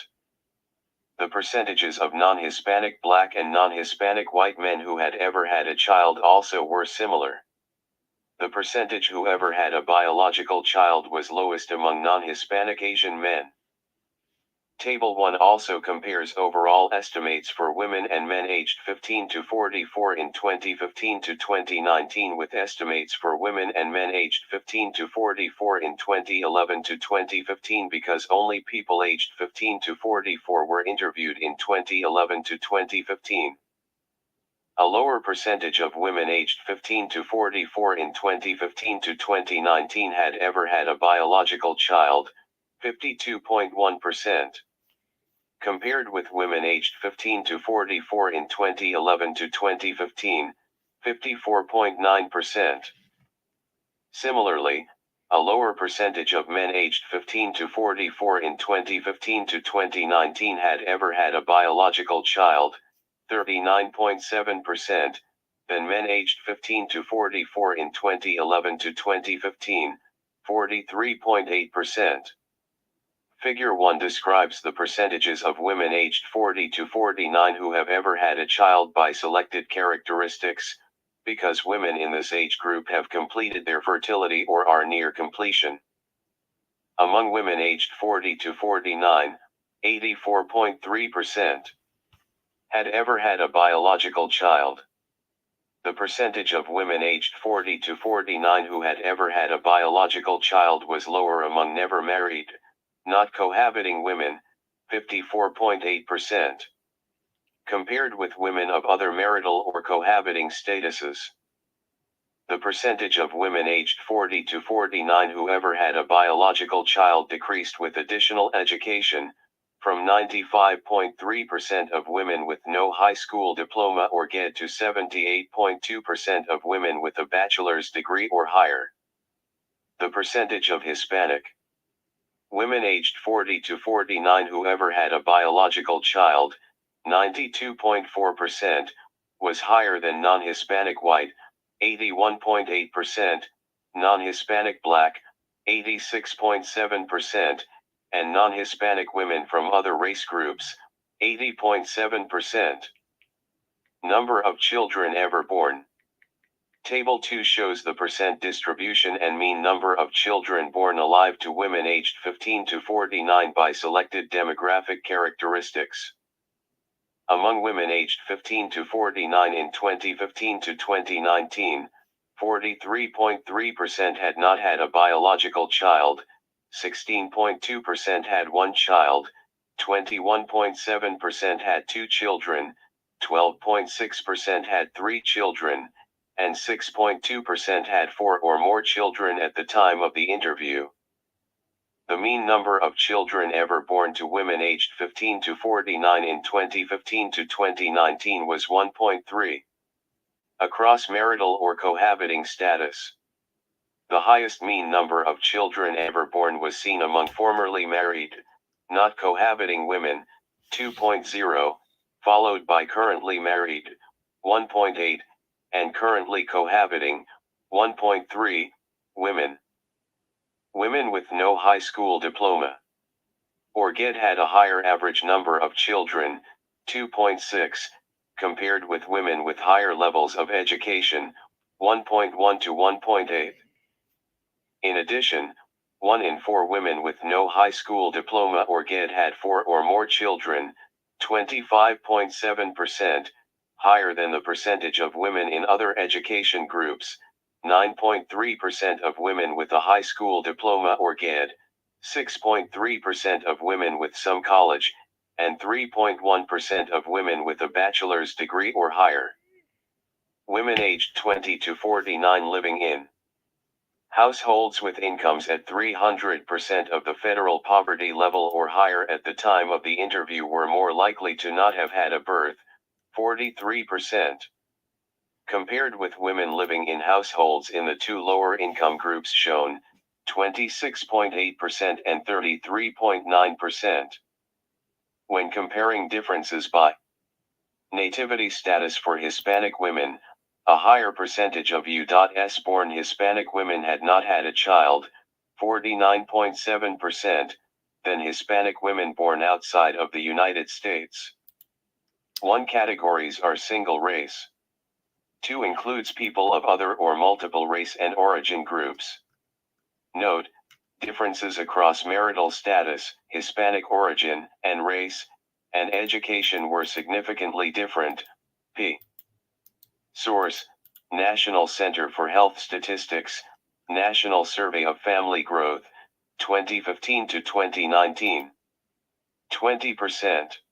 Hold on, guys. Regardless of nativity status, a lower percentage of Hispanic, 37.6%, and non-Hispanic Black, 39%, women had not had a child compared with non-Hispanic White, 15 to 49, a higher.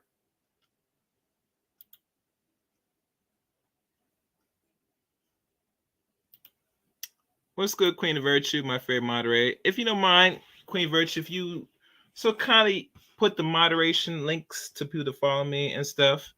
A quick pause. Welcome again to the Chaos Rain Show. I'm going through Black America facts and a deeper look. A real deeper look. And like always, please support the channel, guys. The goal, $50. We still need $43 more here to meet this goal. Super chat or cash app will be appreciated. Queen of Virtue, if you don't mind, you can post it in the chat room for you to know where to donate support. So far, as you can tell, the data, it is what it is with the data.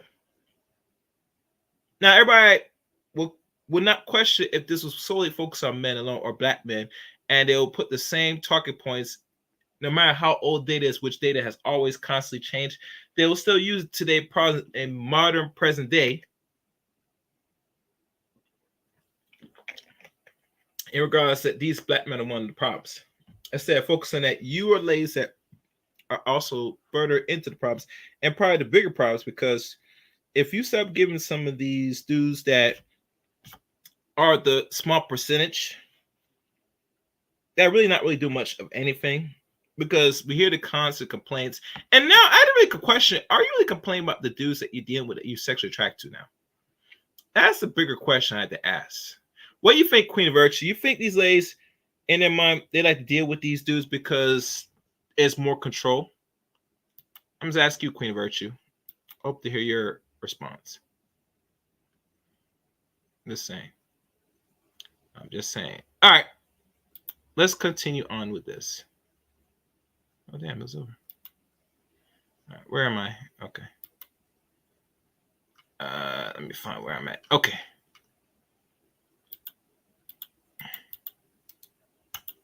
Hold on. I'm trying to make sure the percentage of women aged 40 to 49 who ever had. All right, hold on. I'm trying to get this thing resolved because it's now not even.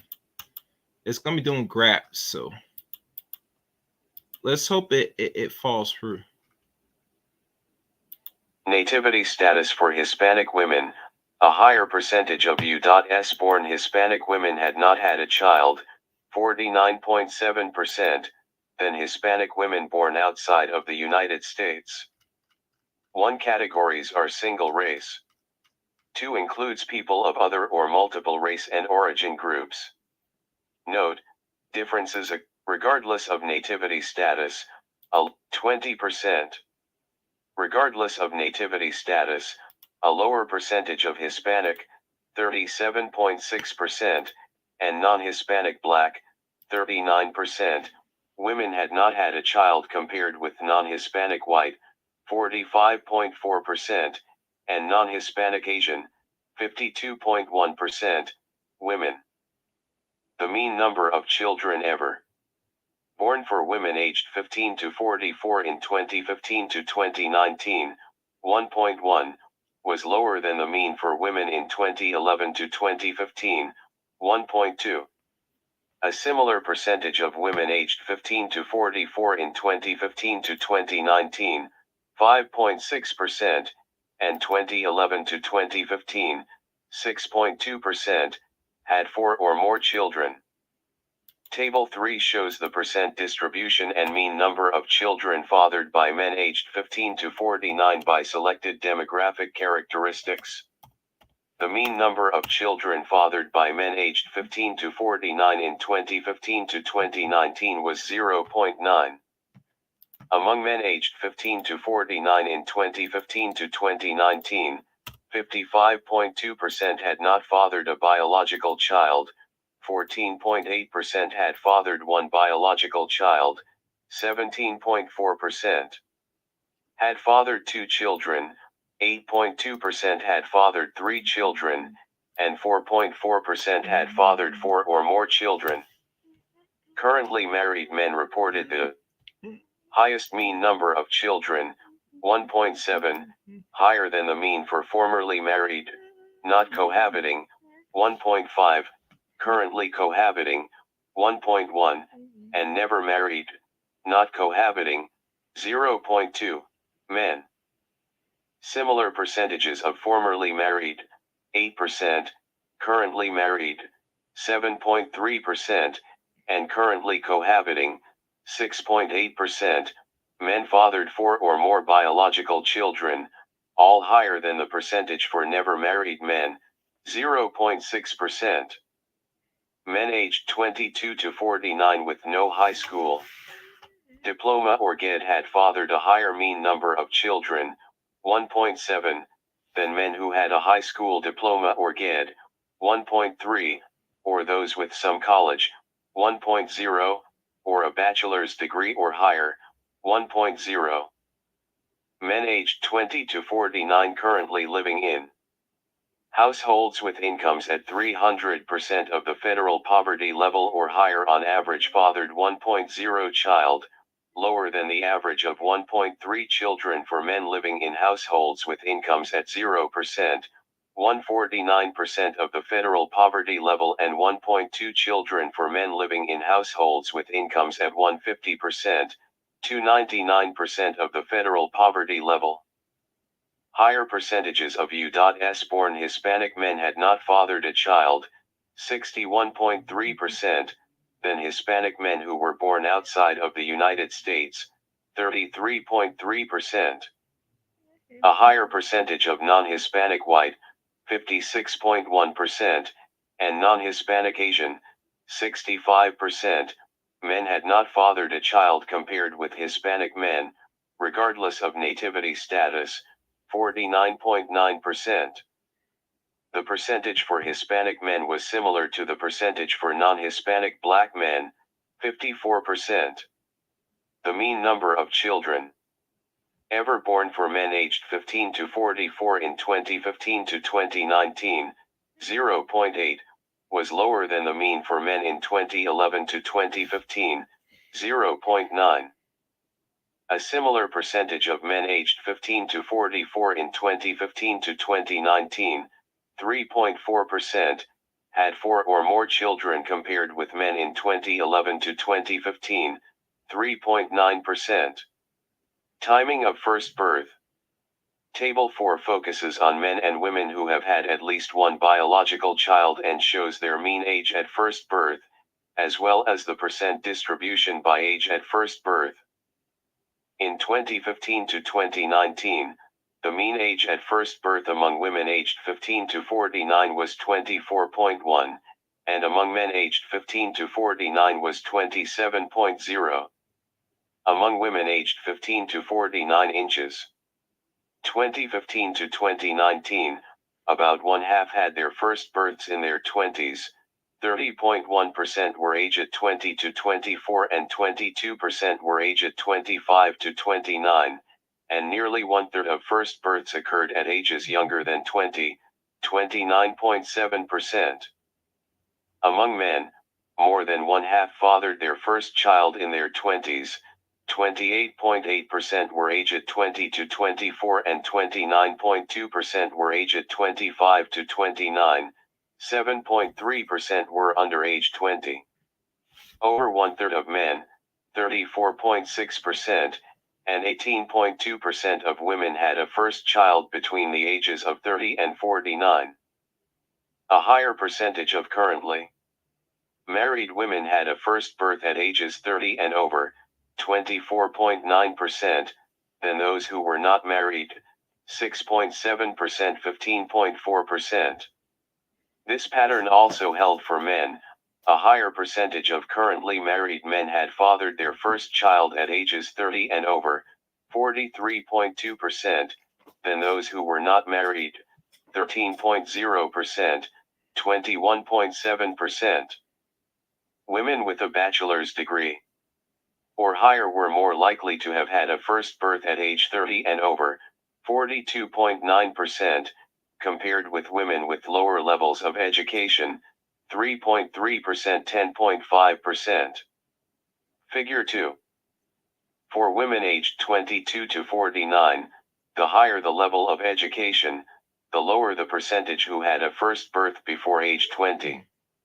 For example, 57.5% of women who had no high school diploma or GED had a first birth before age 20 compared with 6.4% of women with a bachelor's degree or higher. The same pattern held for men. Women currently living in households with incomes at 300% of the federal poverty level or higher had a higher average age at first birth, 27.0, than women living in households with lower incomes, 21.9 to 23.5. The same pattern existed for men. Men currently living in households with incomes at 300% of the federal poverty level or higher had a higher average age at the birth of their first child, 28.8, than those living in households with lower incomes, 24.7 to 25.6. The mean age at first birth was highest for non-Hispanic Asian women, 28.4, followed by non-Hispanic white, 25.1, Hispanic, 22.7, and non-Hispanic black, 22.0, women. A similar pattern existed for men, except the average age at the birth of their first child was similar for non-Hispanic black and Hispanic men. The mean age at first birth for men and women aged 15 to 44 in 2015 to 2019, 26.4 and 23.7, respectively, was higher than the mean age at first birth for men and women in 2011 to 2015, 25.5 and 23.1, respectively. Notes: distribution of age at first birth by education was statistically significant. P. Percentages may not add to 100 because of rounding.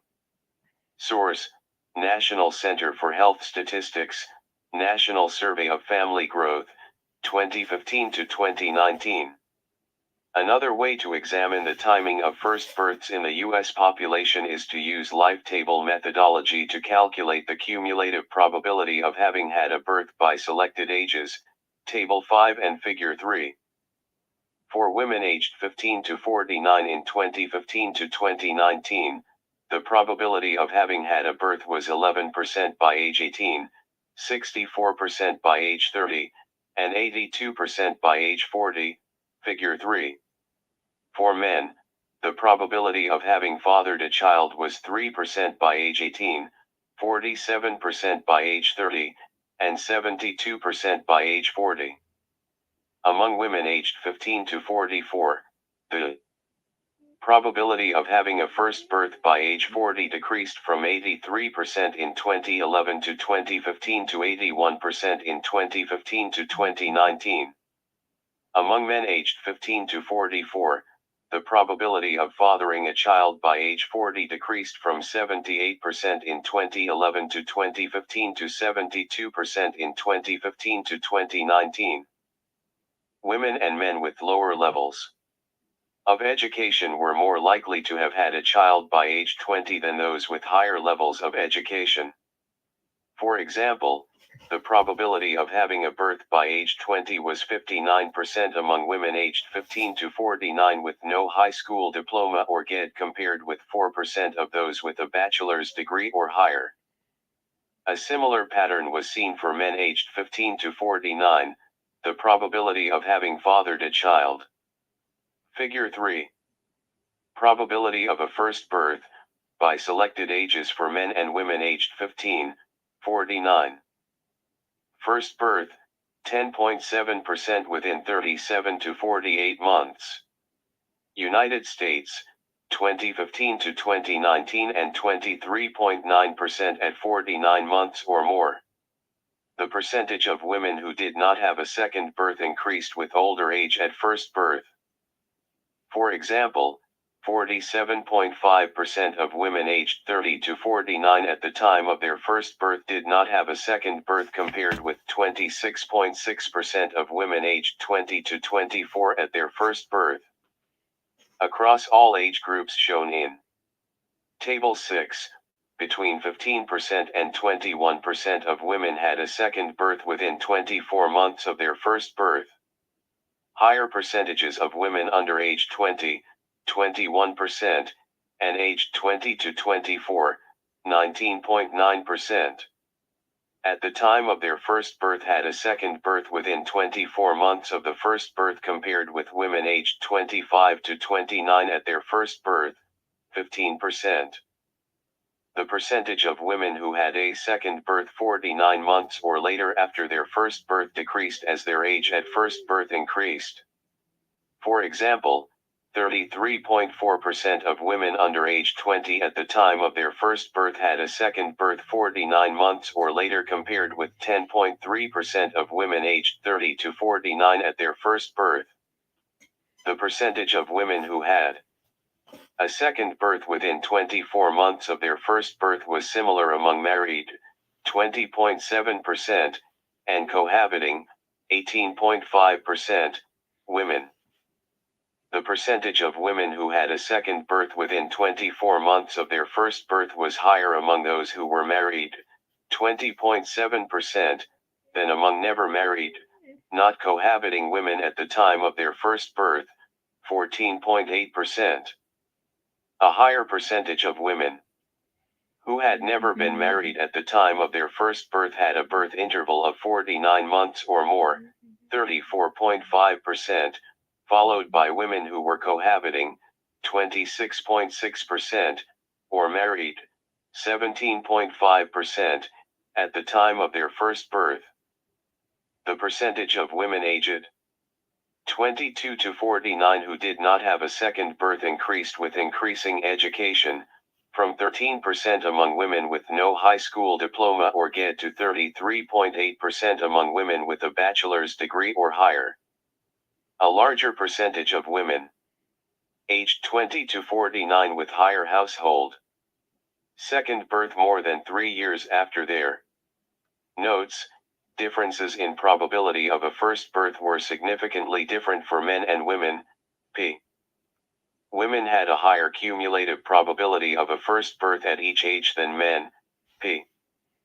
By age 20 was 24% among men with no high school diploma or GED compared with 1% of those with a bachelor's degree or higher.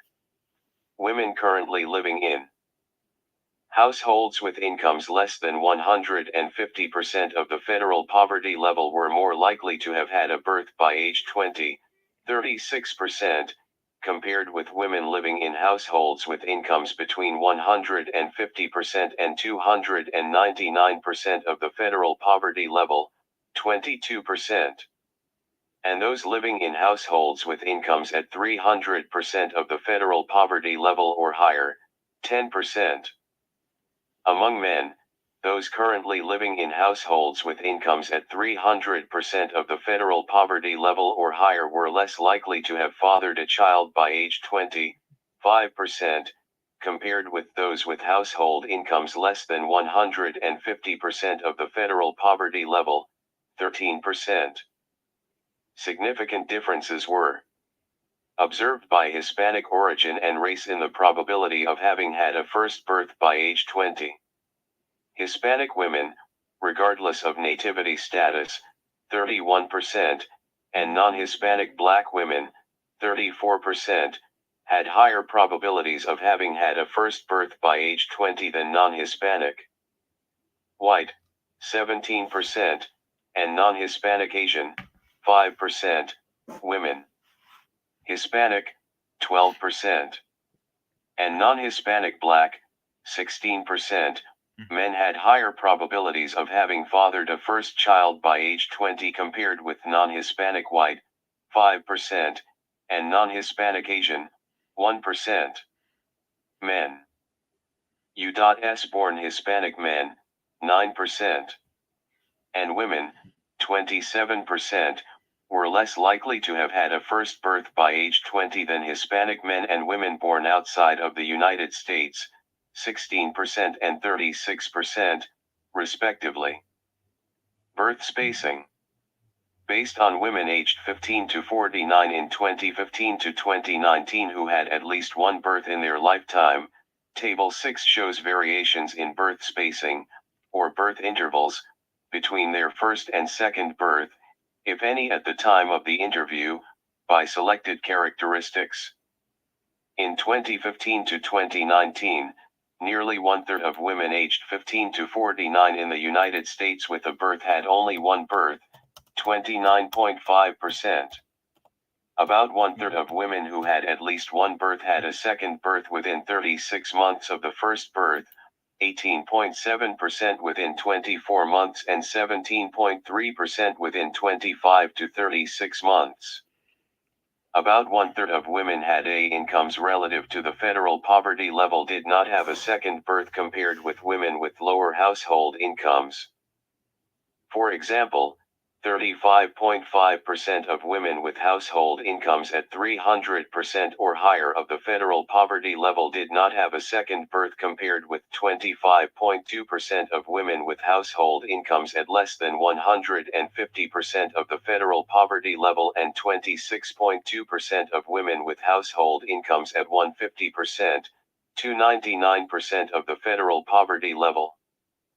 A higher percentage of women with household incomes less than 150% of the federal poverty level had a second birth within 24 months of their first birth, 22.7%, compared with women with household incomes at 150% to 99% of the federal poverty level, 18.1%, and women with household incomes 300% or higher of the federal poverty level, 15%.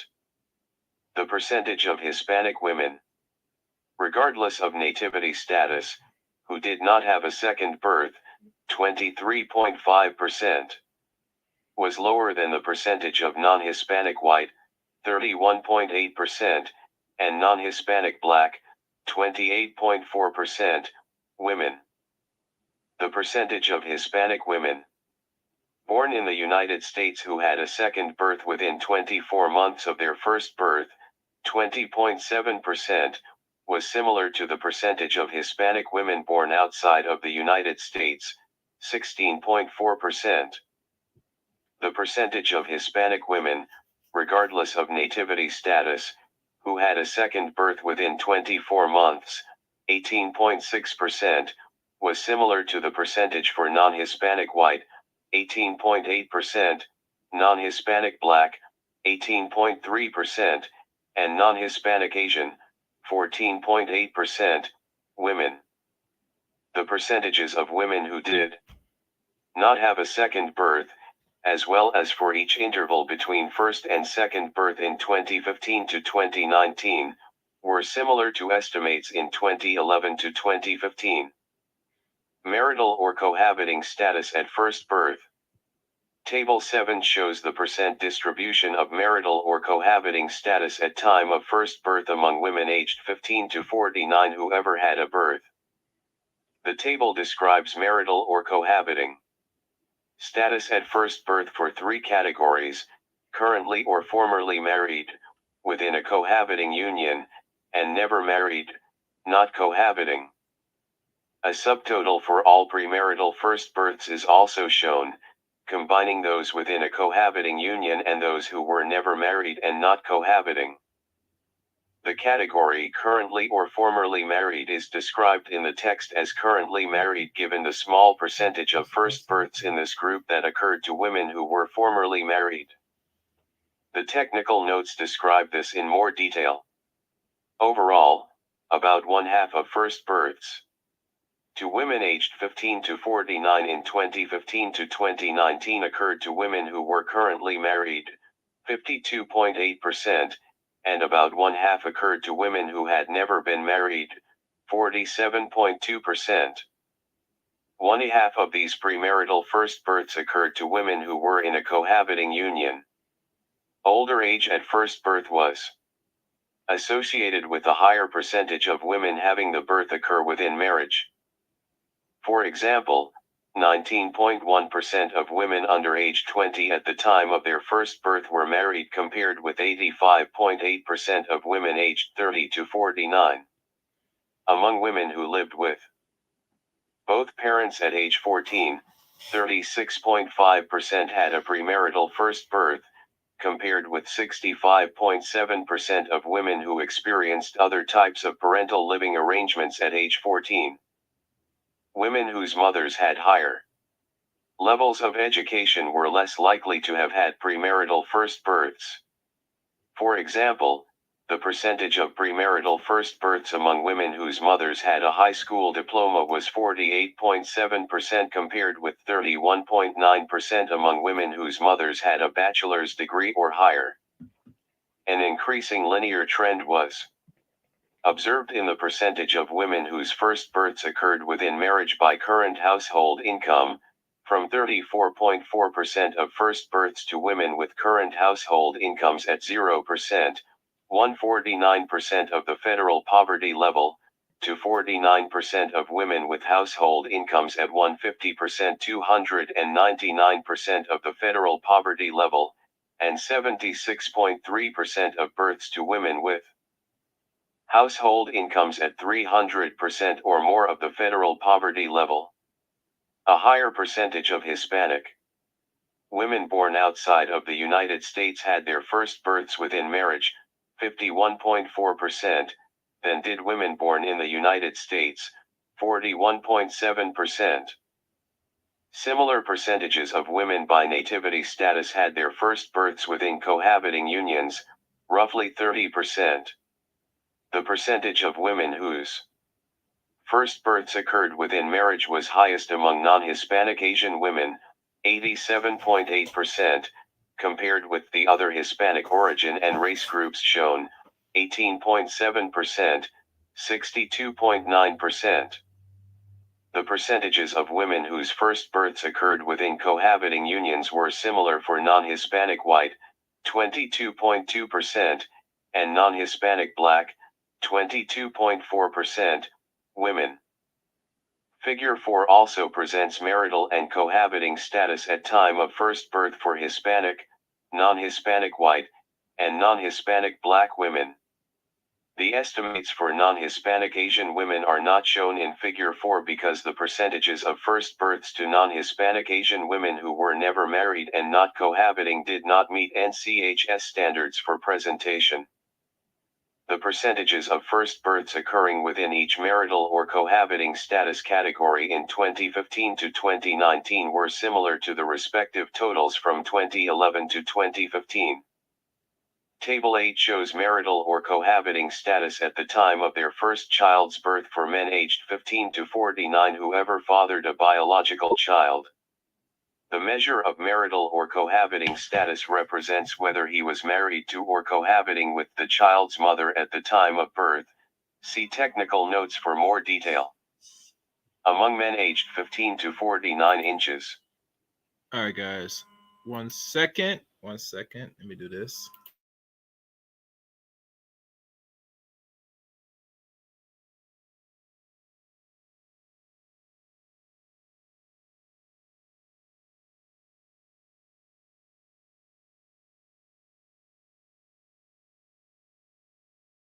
To take a brief intermission, a brief pause.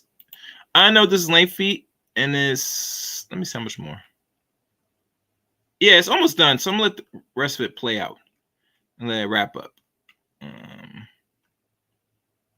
2015 to 2019, 60.4% of first births occurred to men who were married to the child's mother, and 39.6% of births occurred premaritally, 26.3% within a cohabiting union, and 13.3% not cohabiting with the child's mother. As seen for women, men who were older at their first child's birth had higher percentages of Figure 4. Marital or cohabiting status at first birth for women aged 15 to 49, by Hispanic. This report presents selected fertility indicators for men and women aged 15 to 49 in the United States based on 2015 to 2019 NSFG data. Measures of fertility include having had any biological children, the number of biological children, age at first child's birth, birth intervals for women with at least one child, and marital and cohabiting status at first child's birth. The fertility experience of men and women differs across various characteristics, including education, household income relative to the federal poverty level, and Hispanic origin and race. In 2015 to 2019, 56.7% of women and 44.8% of men aged 15 to 49 in the United States had a biological child. The mean number of births reported by women aged 15 to 49 in 2015 to 2019 was 1.3, and the mean number of biological children reported by men aged 15 to 49 was 0.9. About 1/3 of women had their first birth before age 20, and about 1/2 in their 20s. Among men, 1 in 14 fathered their first child before age 20, and more than 1 in 2 in their 20s. This difference may be explained in part by age differences between women and men in sexual relationships. 30. The well-documented differences in birth rates and birth timing by Hispanic origin and race were seen in 2015 to 2019, 1,332. On average, the number of children ever born was higher for Hispanic and non-Hispanic Black women than for non-Hispanic white and non-Hispanic Asian women, which is explained partly by a higher age at first birth for non-Hispanic white and non-Hispanic Asian women. In 2015 to 2019, non-Hispanic Asian women had the fewest number of children and the oldest average age at first birth, followed by non-Hispanic white women.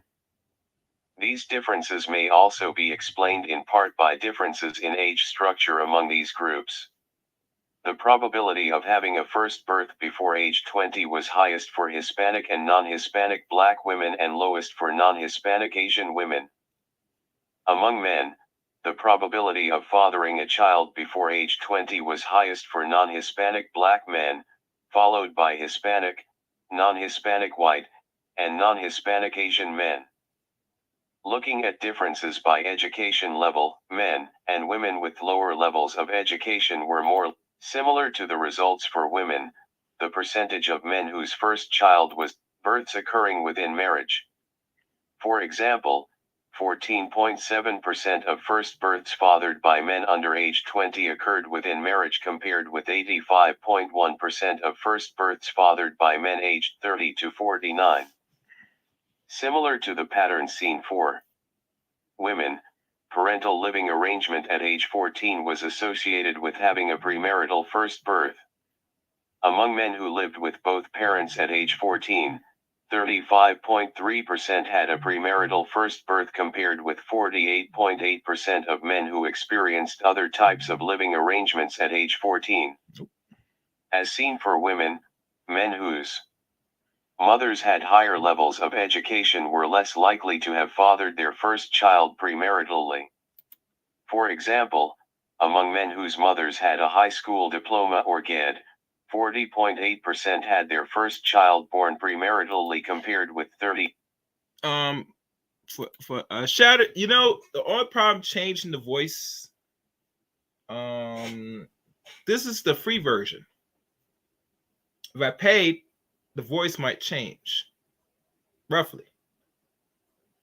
Let me see if I can find a woman voice instead. Since you asked, let me do something, guys. Let me do that. Let me see if I could do that. As I'm doing and changing the voice, bear with me.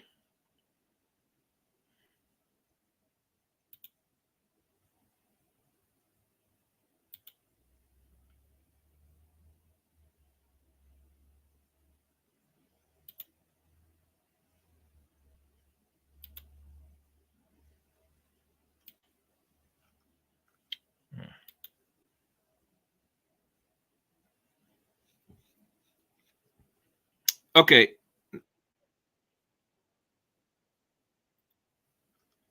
Okay, the voice has changed. So we're going to restart that again. We're going to start from the top.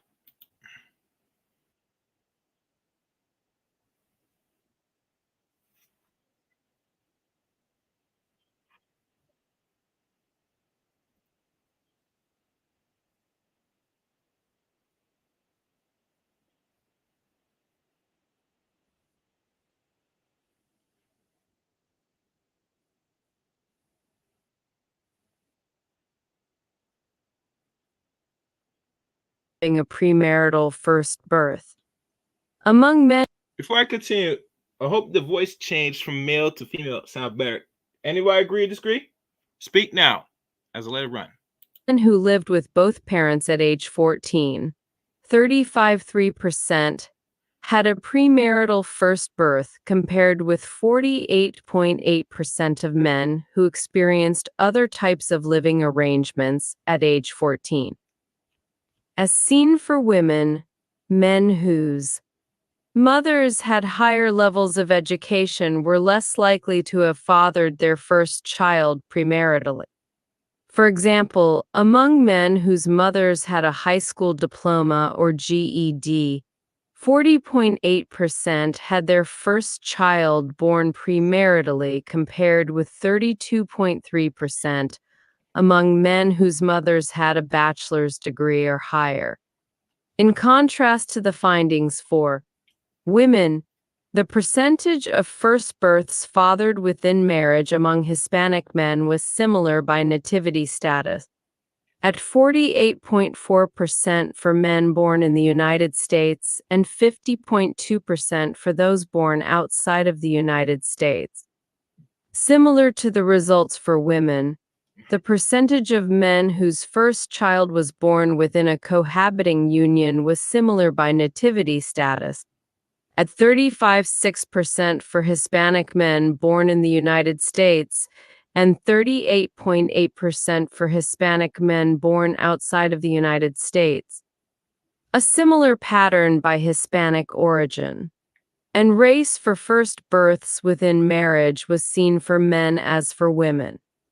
The percentage of men whose first children were born within marriage was highest among non-Hispanic Asian men, 83.3%, compared with other Hispanic origin and race groups shown, 30.1%, 71.6%.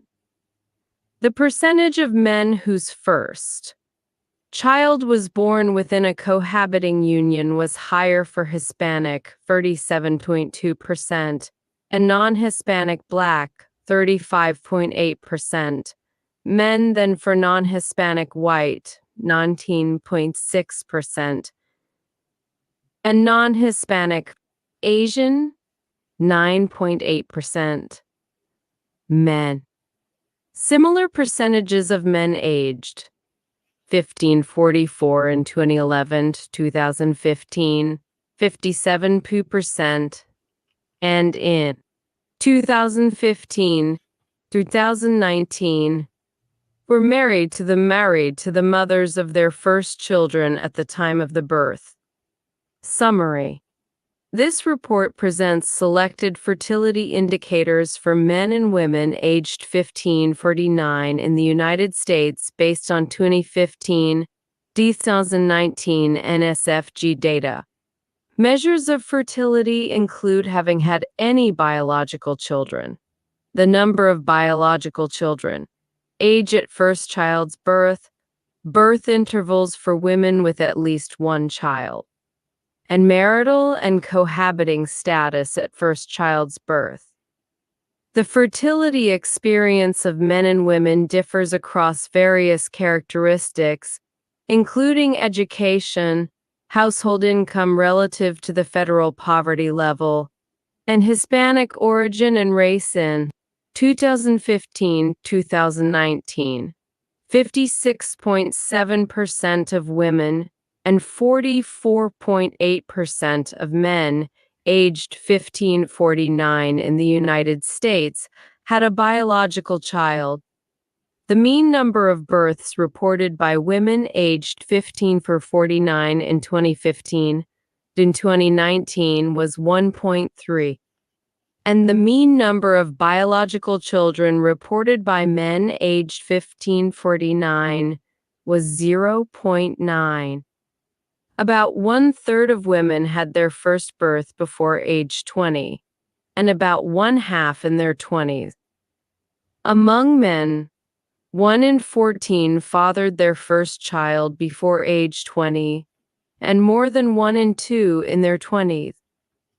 This difference may be explained in part by age differences between women and men in sexual relationships. 30. The well-documented differences in birth rates and birth timing by Hispanic origin and race were seen in 2015, 2019, and 2000. On average, the number of children ever born was higher for Hispanic and non-Hispanic Black women than for non-Hispanic white and non-Hispanic Asian women, which is explained partly by a higher age at first birth for non-Hispanic white and non-Hispanic Asian women. In 2015-2019, non-Hispanic Asian women had the fewest number of children and the oldest average age at first birth, followed by non-Hispanic white women. These differences may also be explained in part by differences in age structure among these groups. The probability of having a first birth before age 20 was highest for Hispanic and non-Hispanic Black women and lowest for non-Hispanic Asian women. Among men, the probability of fathering a child before age 20 was highest for non-Hispanic Black men, followed by Hispanic, non-Hispanic white, and non-Hispanic Asian men. All right, hope that was clear for y'all. I hope that was clear. I hope that was good for y'all. Hope so, hope so. So now I'm going to speed it up to wrap this article up. Get rid of that. We're going to run the speed up a little bit. There we go. All right, let's go.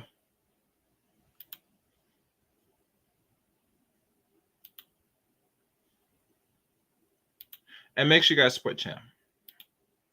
Looking at differences by education level, men and women with lower levels of education were more likely to have had a biological child, to have had more children, and to have had their first child at younger ages than men and women with higher levels of education. Men and women whose mothers had higher levels of education were less likely to have a premarital first birth than those whose mothers had lower levels of education.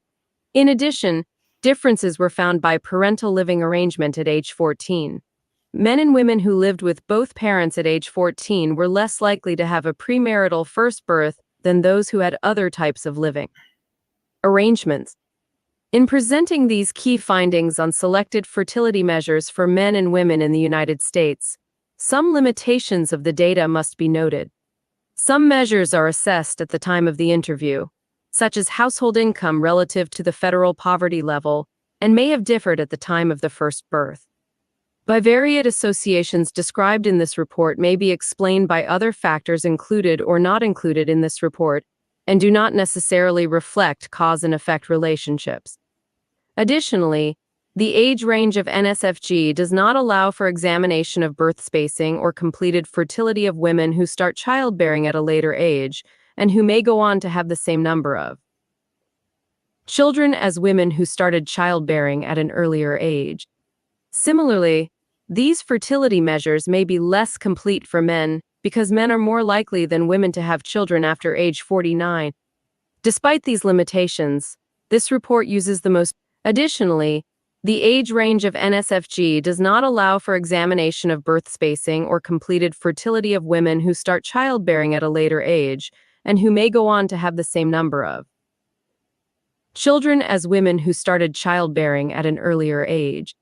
Similarly, these fertility measures may be less complete for men because men are more likely than women to have children after age 49. Similarly, these fertility measures may be less complete for men because men are more likely than women to have children after age 49. Similarly, these fertility measures may be less complete for men because men are more likely than women to have children after age 49. Did y'all hear that? So why in the you look at I can't cuss right now. I'm gonna be calm. So where is this what I hear about men? Now, mind you, the whole purpose of this stream, can we focus on black folks? Where did I find where men have more children, black men especially have more children than women? Now, for the context, when you go back to this replay, and this is a long live stream, you go out to listen to it for its entirety to get understanding from both the male and the female AI reading bots. You can't quantify it. Really,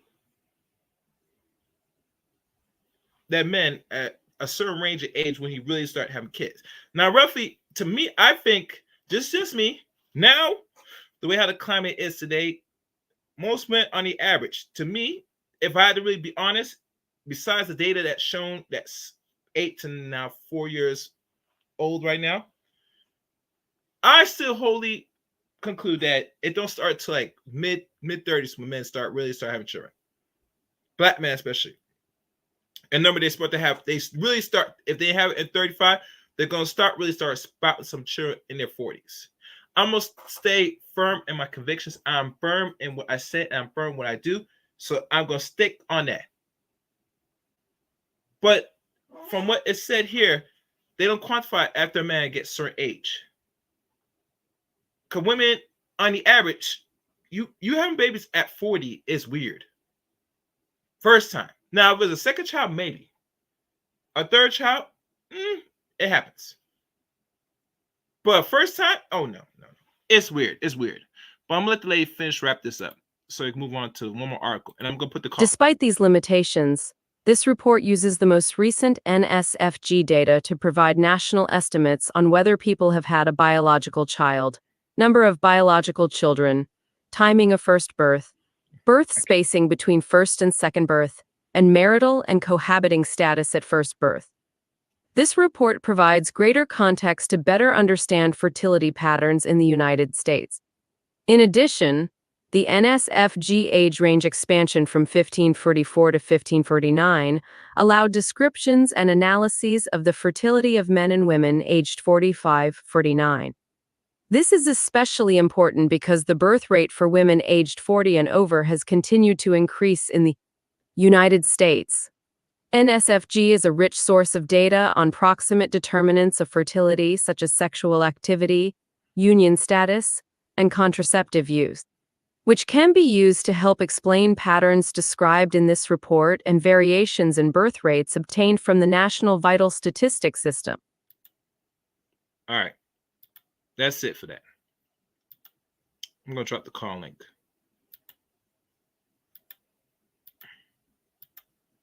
Call line's open now. Come up. Oh. Want to hear from y'all? For those that were participating and paying attention, or those that want to add on to their opinions to the stream. Oh, damn it. Jump went out. And as the call line's been dropped, for those that hopefully they'll come up. And please support the channel, $ Chaos Rain 8, Chaos 8 Rain, or hit the super chat. All right. What's the last one? Now this one we'll talk about the obesity rate. Now this is something of importance as well. And matter of fact, hell, and I actually have 2 more articles. I'm gonna let her read this quickly about the obesity rate from 2007 to 2018. So this is roughly, and then it was posted 2020. So this is not too old, but still it holds importance because Black people are somewhat of importance. So let's go into the obesity rate now.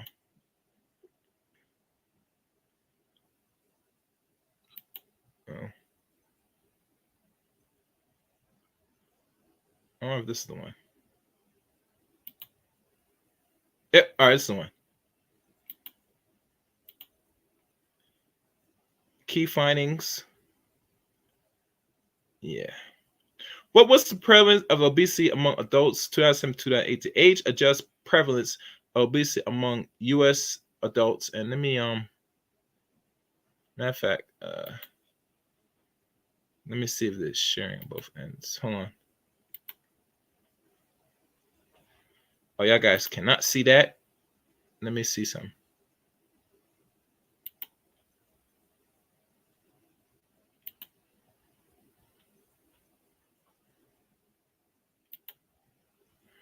Hold on, guys. I'm just checking something for a second. I'm looking at something right now. Okay, let me scroll down to this. Oh, this just had data. Yeah, I'm not gonna look at that. Let me exit off of this. All right. And as amongst 40% among young adults aged 20 to 39, 44.8% among middle-aged adults ages 40 to 59, and 42.8% among older adults aged 60 and over. There were no significant difference between prevalence of age and groups, etc. And these are figures. And I'm not going to go into that because it's just taking too much time to do this reading. Maybe I'll talk about this in the future stream about obesity. Maybe. Just let y'all see that. All right. Now for, I think, social media. Where is it? Black women and social media. And this one looks like it's a very important. Matter of fact, yeah. Oh, yeah. I'm going to definitely share this and talk about this. Social media is very important because it has an affection on people, because people are more gravitate through what they see through social media. They're more in tune. They're more interactive. Hell, they're being more influenced now through social media influencers. Can you believe that? But you be the judge. The next and final article for this stream is deal with the effects of social media on women. So I'm going to share that now.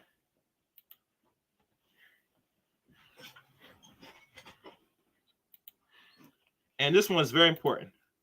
And it's dealing with Black women and social media use and integration of social media addictions. So let's begin listening. Listen closely. I will check if anybody's in the background. So listen up to this. And this one is really good. Hold on. Let me see if it'll play. Black women's social media use integration and social media addiction. Abstract. Black American women are among the largest consumer groups of social media in the United States. In recent years, Black American women have curated spaces on social media platforms to authentically converse about Black womanhood and resist structural gendered racism.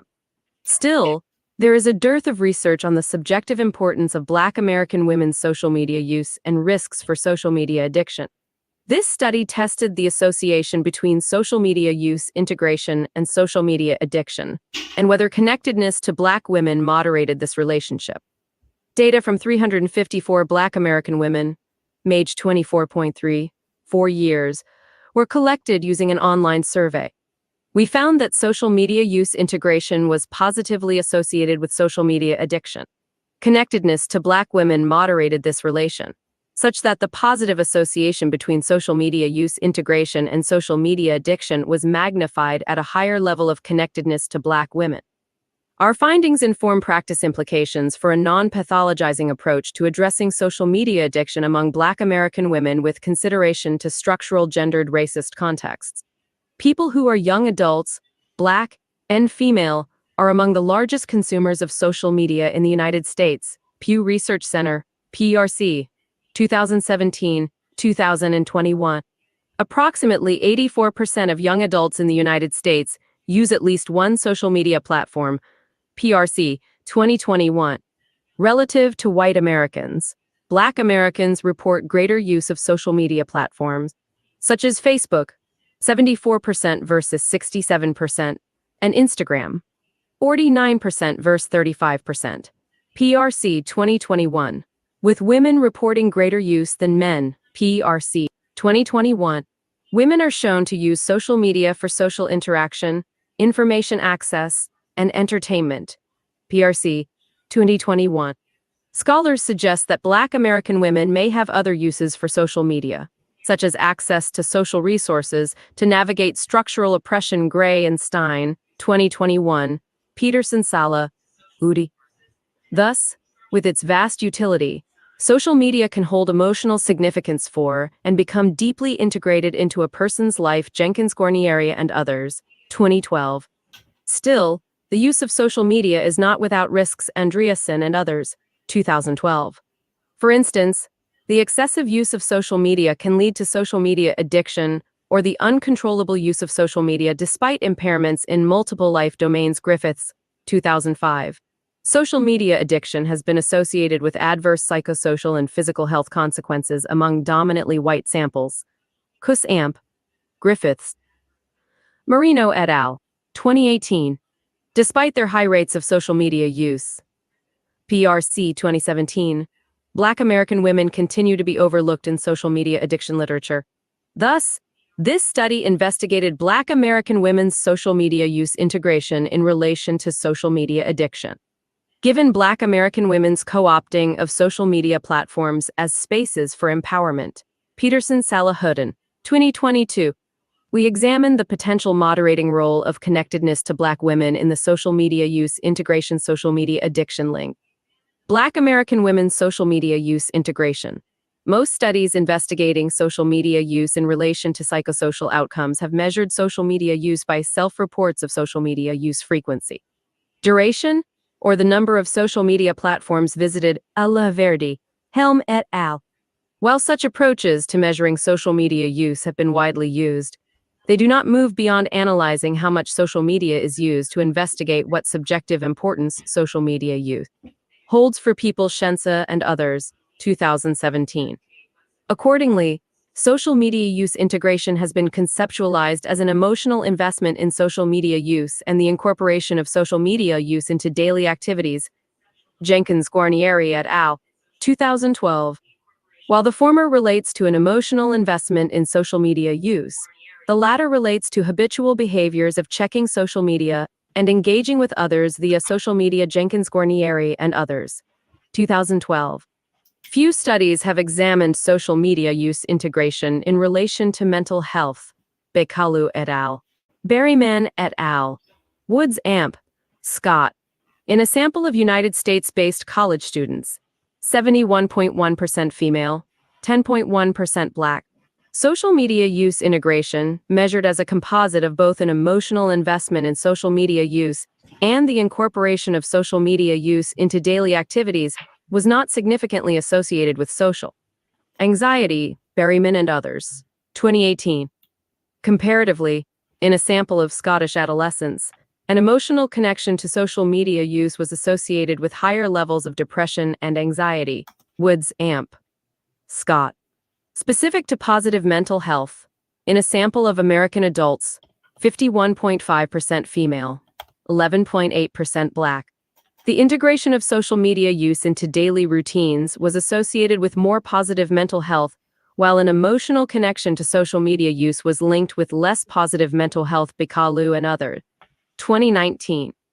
The study also found that the negative association between an emotional connection to social media use and positive mental health was greater for racially minoritized adults compared to white adults, which the authors speculated, but did not further explore, might relate to their varied motivations for social media use. Bakalu and others, 2019. Taken together, prior research has provided an inconclusive understanding of how an emotional and behavioral investment in social media use, together, relates to psychological and behavioral outcomes, including social media addiction. Black American women's experiences with social media use integration have been particularly overlooked within prior studies that have used majority white samples. Bikalu et al., Berryman et al., Woods Amp, Scott. Indeed, there is a paucity of research examining Black American women's social media use in relation to psychosocial outcomes. Olayinka et al., Stanton et al. For instance, a study reported that the frequency of using the microblogging platform, Tumblr, was associated with greater depressive symptoms among Black American women. Stanton and others, 2017. Research is needed to better understand how culturally specific aspects of social media use among Black American women may influence their psychological and behavioral outcomes. Shensa and others, 2017. Thus, this study investigated Black American women's social media use integration in relation to social media addiction within the broader context of structural gendered racism, that is, the simultaneous experience of sexism and racism. Lewis and others, 2013. Before I continue on with this, are you aware with social media, for those that don't, and mind you, the call links down, you want to come up, enjoy, or have a conversation on your views on the subject or what you have listened to is in the chat room now. And one other thing I will say about social media that they don't talk about, and maybe they'll get into this article because this is the first time I'm going through this, that they don't talk about the use of drugs that implies with women using social media. They don't really go into detail that yet. Maybe they will. We'll know. We will know. We shall know. Let's keep listening into this. Keep going. Black American women contend daily with structural gendered racism, involving policies and discourses at the intersections of racism and sexism that seek to oppress women of color. Lewis and others, 2013. Black American women have endured structural gendered racism for centuries, dating back to their dehumanization and commodification during the slavery era. Owens Amp, Vet. Most recently, the pernicious influences of structural gendered racism have been evident in the disparities in COVID infection-related mortality rates among Black American women. Laster Pirtle Amp. Right. 2021. These disparities have been attributed to Black American women's pre-existing health disparities and lack of access to affordable health care. Chin et al. Laster Pirtle Amp. Right. Recent years have also witnessed what scholars have characterized as state-sanctioned violence against Black American women, such as with the deaths of Breonna Taylor, Sandra Bland, and Rekia Boyd, among others, by the inactions of police officers or while in police custody. Times, 2021. In the face of structural gendered racism and anti-Black gendered violence, Black American women have leveraged social media platforms as public arenas to engage in community building, activism, and counter discourses for Black American women's empowerment. Gray and Amp. Stein. 2021. He to 2020.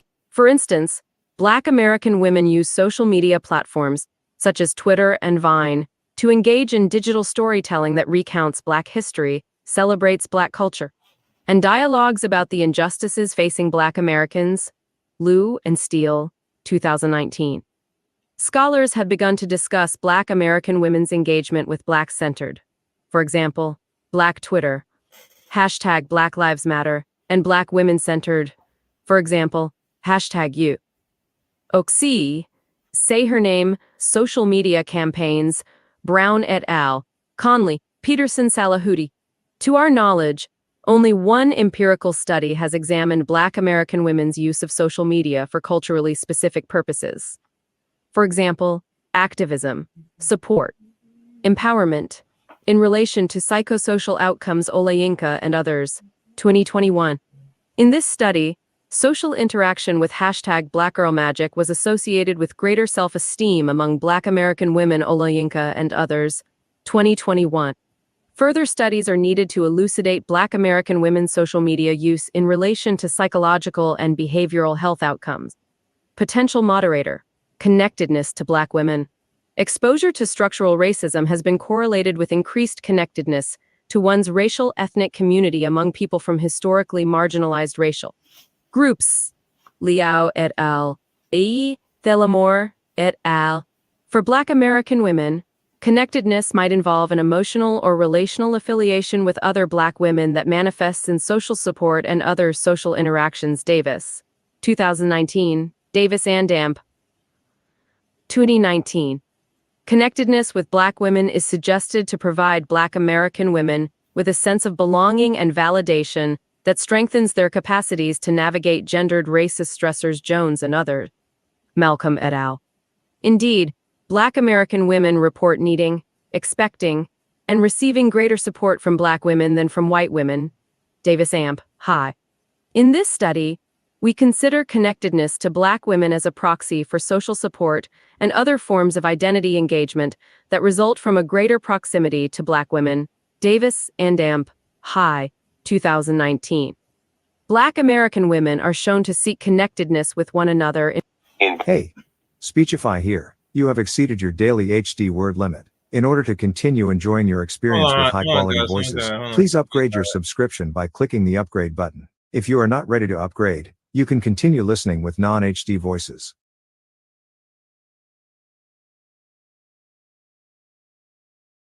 Davis, 2019.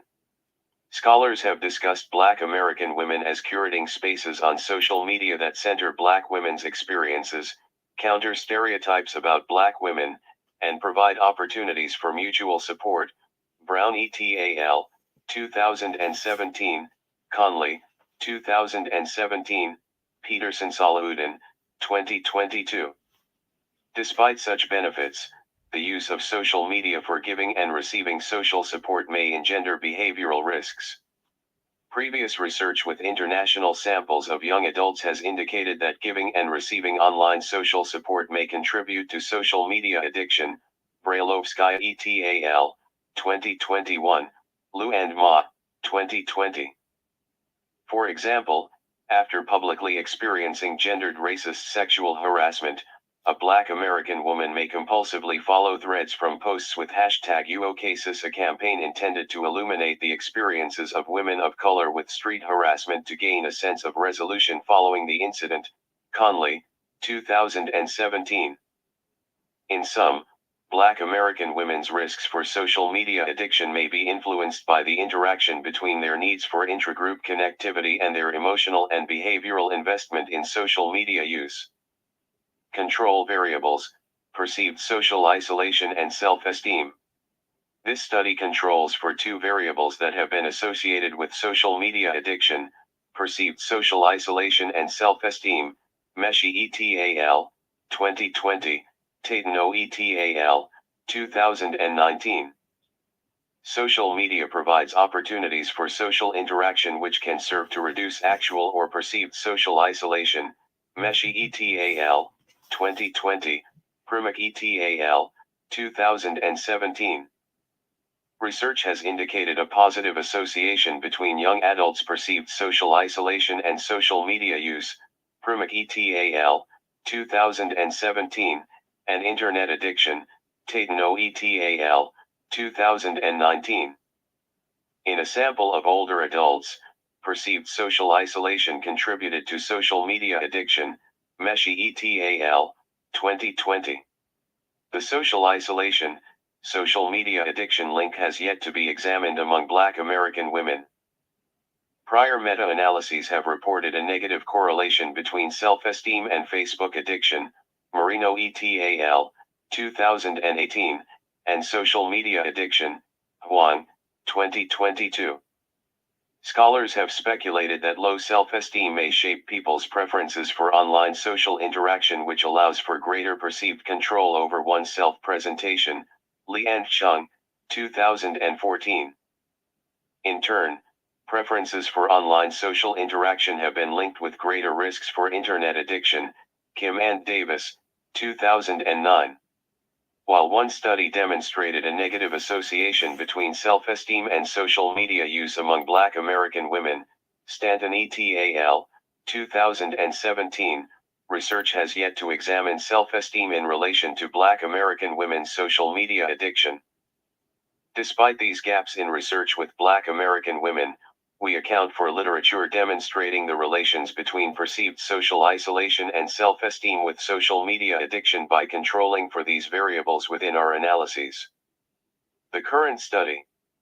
Black American women are suggested to have a particularly high level of social media use, 2021. There remains, however, an incomplete understanding of Black American women's social media use, with research having yet to examine their experiences with social media use integration and social media addiction. This study investigated the association between social media use integration and social media addiction in a sample of Black American women, controlling for perceived social isolation and self-esteem. Given studies illuminating Black American women's culturally specific social media use to celebrate Black womanhood and resist systemic oppression, Brown et al., 2017, Conley, 2017, we additionally examined if the intensity of the relation between social media use integration and social media addiction varied by levels of connectedness to Black women. We hypothesized the following. Hypothesis 1. Social media use integration will be positively associated with social media addiction. Hypothesis 2.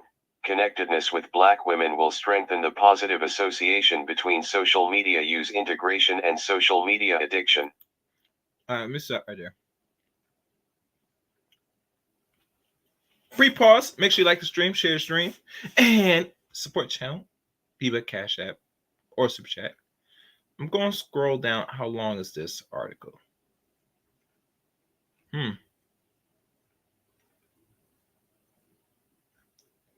This is a long one. It is very much a long one. Oh, no, it's not long. Okay. I'm going to take a look, see how we doing likes.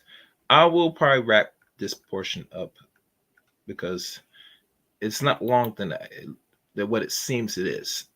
Y'all guys hear good? Y'all like it so far? Give me a response in the chat room, please. All right, let's keep going. Might as well keep going. Methods. Our sample included 354 Black American women with a mean age of 24 years, SD equals 3.70, only one participant, 0.3%, identified as a transgender woman, with all others identifying as cisgender women.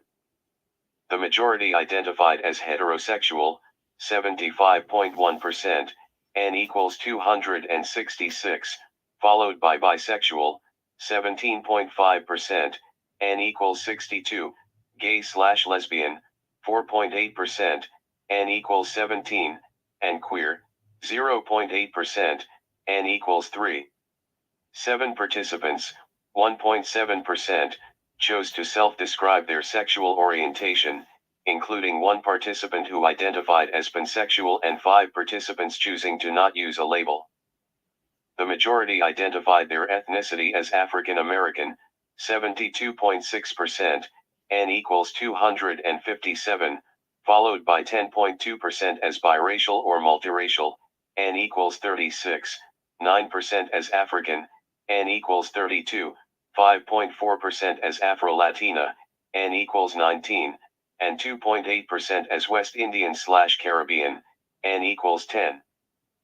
Our sample was well educated, with 37.9%, N equals 134, having graduated from high school, 25.9% having obtained an undergraduate college degree, N equals 92, and 6%, N equals 21, having completed a graduate school program.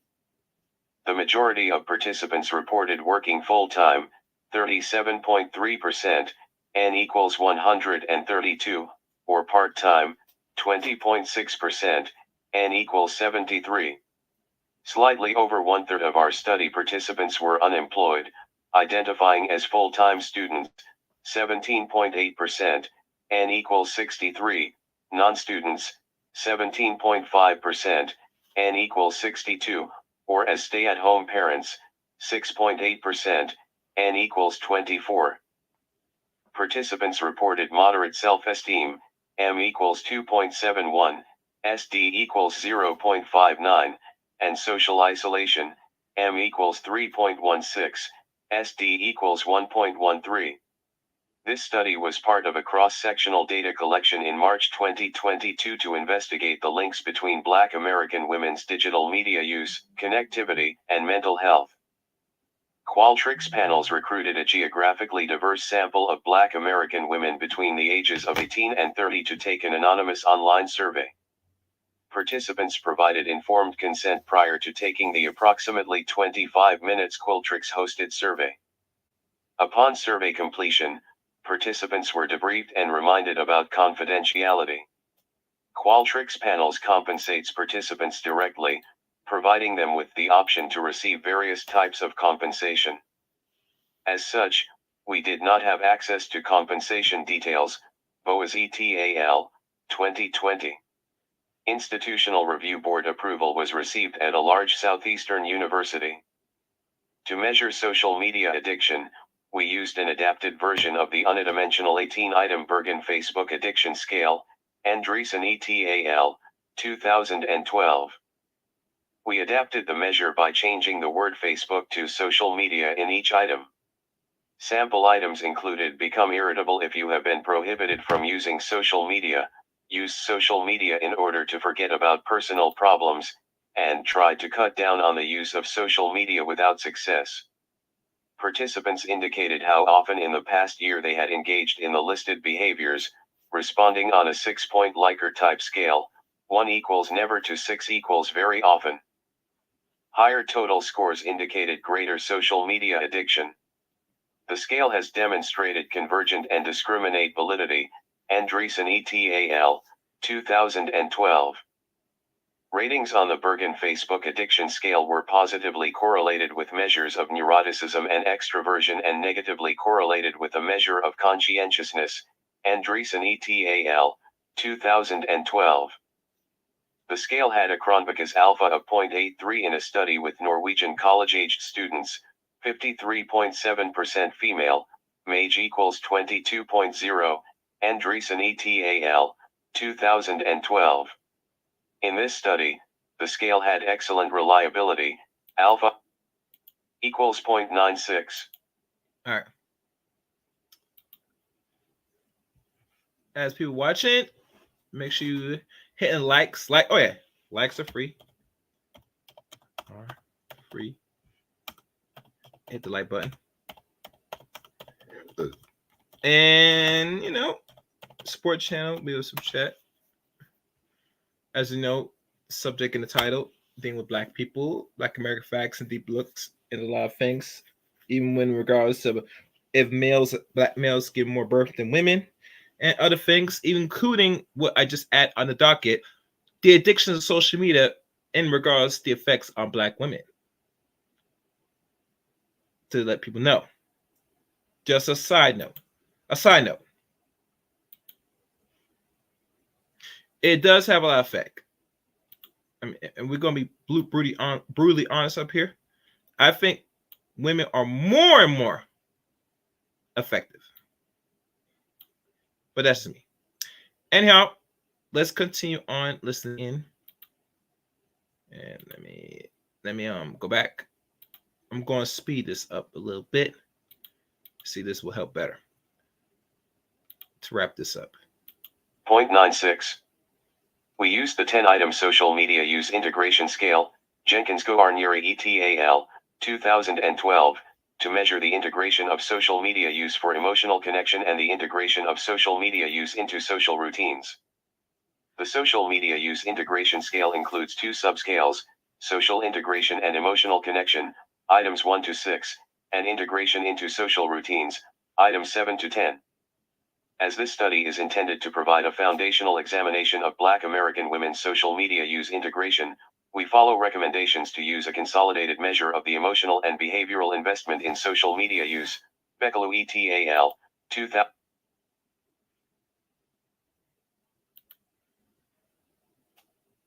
Hold on. I don't know if you guys can hear me. Let me see if I'm still there. Let me test. Ooh, sound check. Let's see if I'm still there. All right, good. All right. So let me make sure that the thing is working, because it might have stopped.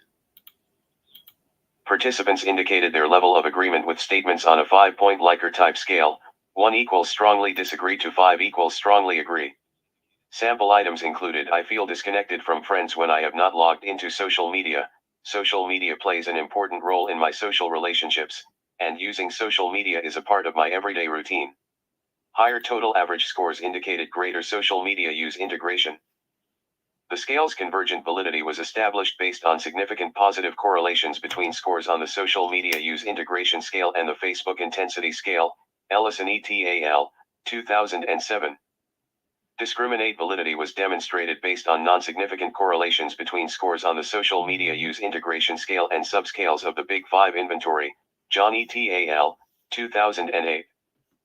The scale has had excellent reliability, alpha equals 0.90 to 0.91, in studies with college students, 71.1%, 71.7% female, MAGE equals 18.4 to 19.6, 4.5%, 10.1% Black, Berryman et al., 2018, Jenkins Goarnieri et al., 2012. In this study, the scale had good reliability, alpha equals 0.84. To measure connectedness to Black women, we used an adapted version of the unidimensional 6-item connectedness to others scale, PAB et al., 2011.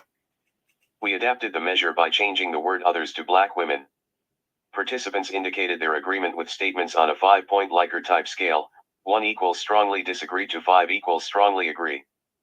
Sample items included: I feel a bond with other Black women, I care for other Black women, and I feel protective towards other Black women.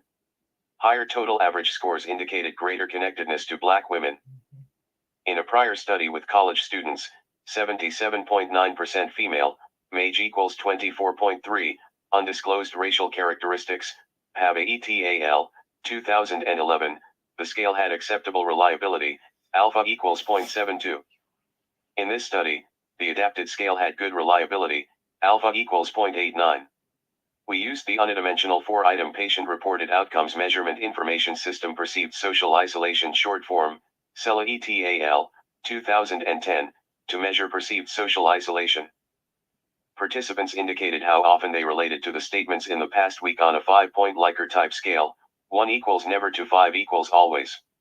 Sample items included: I feel left out, I feel that people barely know me, I feel isolated from others, and I feel that people are around me, but not with me.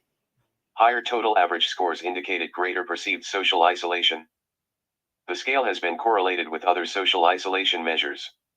In a prior study, 50.3% female, 13% Black, Primak et al., 2017, the scale had excellent reliability, alpha equals 0.92.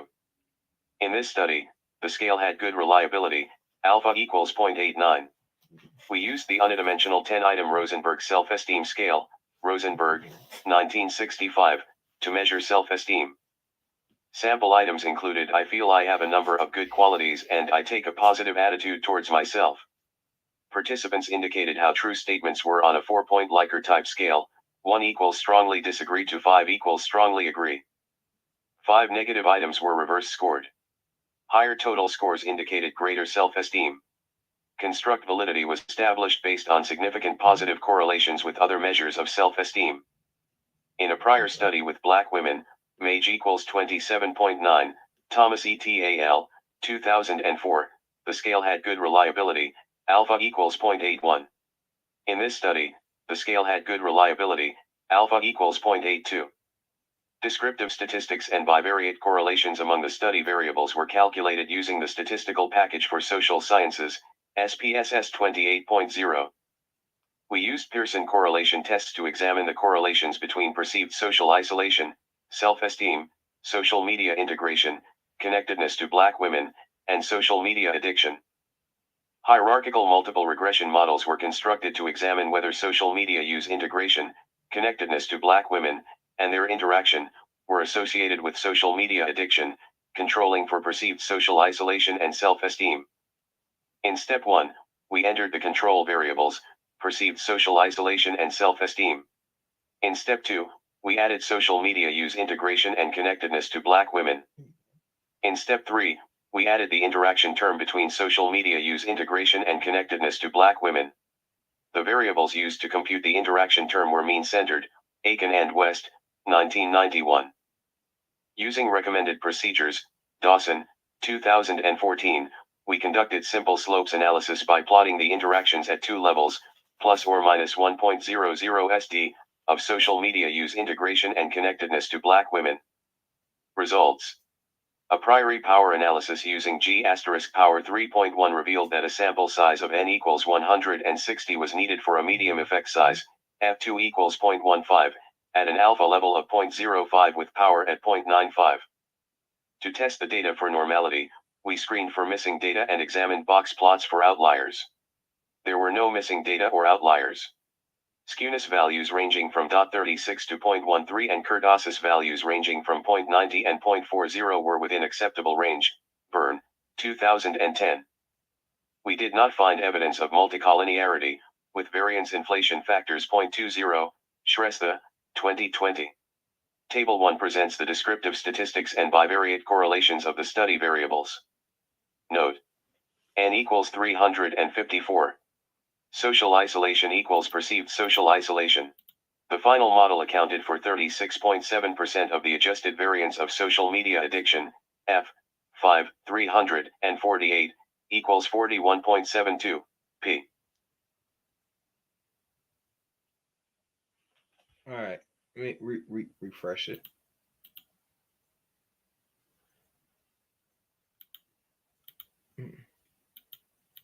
The inclusion of the control variables in step 1 predicted 15% of the adjusted variance in social media addiction, F.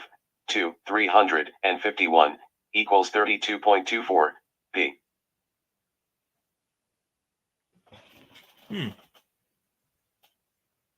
Okay. The inclusion of social media use integration and connectedness to Black women in step 2 contributed significantly to the model, F. 349, equals 50.47, p.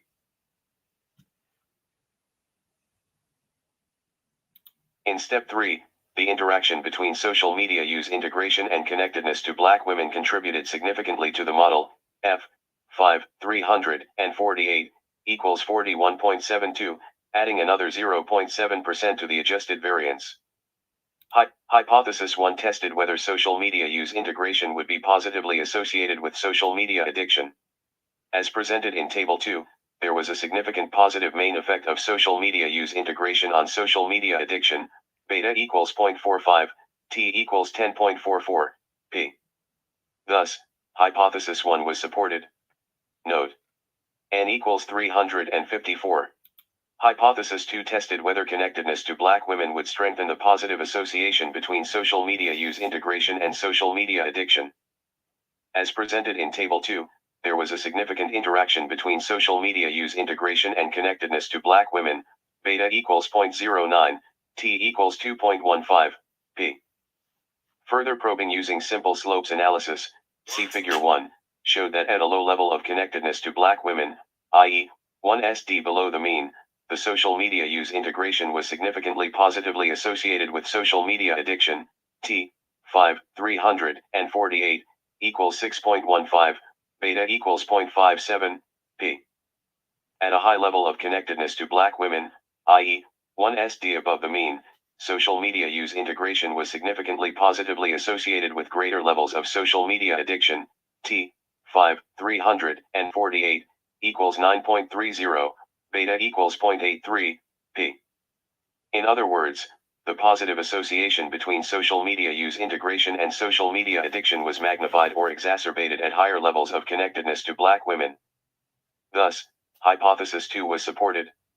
Discussion. This study examined Black American women's social media use integration in relation to social media addiction, and the potential moderating role of connectedness to Black women. We found that social media use integration was positively associated with social media addiction, a relationship that was strongest at a high level of connectedness to Black women. To our knowledge, this study is the first to examine social media use integration in relation to social media addiction. Furthermore, this study is the first to examine social media addiction among Black American women, a segment with notably high rates of social media use, PRC, 2017, but who remain under-researched in the social media literature. In doing so, we introduce a non-pathologizing perspective of Black American women's social media addiction as influenced by the subjective importance of social media use within broader structural contexts. Our study expanded on prior studies using predominantly white samples by investigating social media use integration among Black American women. Our data suggests that social media use integration was higher in our sample than in a nationally representative sample of American adults, including the white subsample and Black subsample, Beccalou et al., 2019. It is possible that socio-cultural factors may have influenced the greater social media use integration in our sample from data collected in 2022, compared to the samples from 2018. Notably, data for this study were collected in March and April 2022, almost exactly 2 years since Breonna Taylor, a Black American woman, was murdered by police officers in her apartment in Louisville, Kentucky, and as the United States continued to have widespread COVID-19 infections which disproportionately burdened Black Americans, Laster, Perthel and Wright, 2021. It is conceivable that these contextual factors shaped social media use integration in our sample.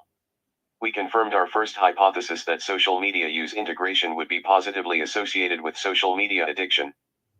This finding corroborates prior research that has demonstrated the deleterious impacts of social media use integration on health and mental health outcomes, such as anxiety, depression, reduced psychosocial well-being, and lower self-rated health. Beccalou et al., 2019, Berryman et al., 2018, Woods and Scott, 2016. Moreover, our findings demonstrate a significant association between social media use integration and social media addiction. This cumulative body of research elucidates the importance of moving beyond solely investigating the frequency of social media use to additionally examine how emotional and behavioral investments in social media use may contribute to adverse psychological and behavioral health outcomes. In addition, our results point to the importance of examining how social media use integration may be shaped by culturally specific factors among Black American women and other socially disadvantaged groups, increasing their risks for social media addiction. We confirmed our second hypothesis that connectedness to Black women would moderate the association between social media use integration and social media addiction. Our results showed an interaction between social media use integration and connectedness to Black American women in relation to social media addiction. Specifically, the positive association between social media use integration and social media addiction was significant at low and high levels of connectedness to Black women. This association was strongest at a high level of connectedness to Black women. It is conceivable that Black American women's social media use may center on seeking connections with Black women to obtain social support, engage in socio-political activism, among other needs. Conley, 2017, Peterson Salahuddin, 2022. There is a need for research exploring what unique benefits Black American women may obtain from connecting with Black women through social media use, and how this influences social media addiction. Furthermore, given research illuminating Black American women's experiences with online victimization, Gray and Stein, 2021, Matsuzaka et al., 2022, there is a crucial need to examine both the benefits and risks of Black American women's social media use in relation to their psychological and behavioral health.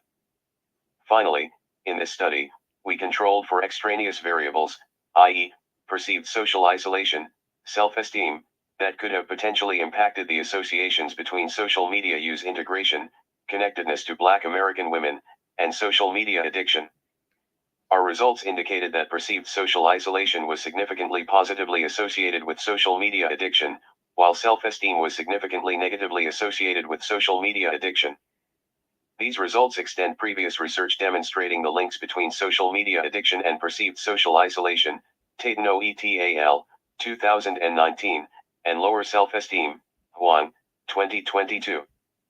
Still, as the data were cross-sectional, we were not able to further explicate the causal direction between perceived social isolation, self-esteem, and social media addiction. This study has limitations that should be considered when interpreting the results. First, the cross-sectional study design limits our ability to infer causal relationships.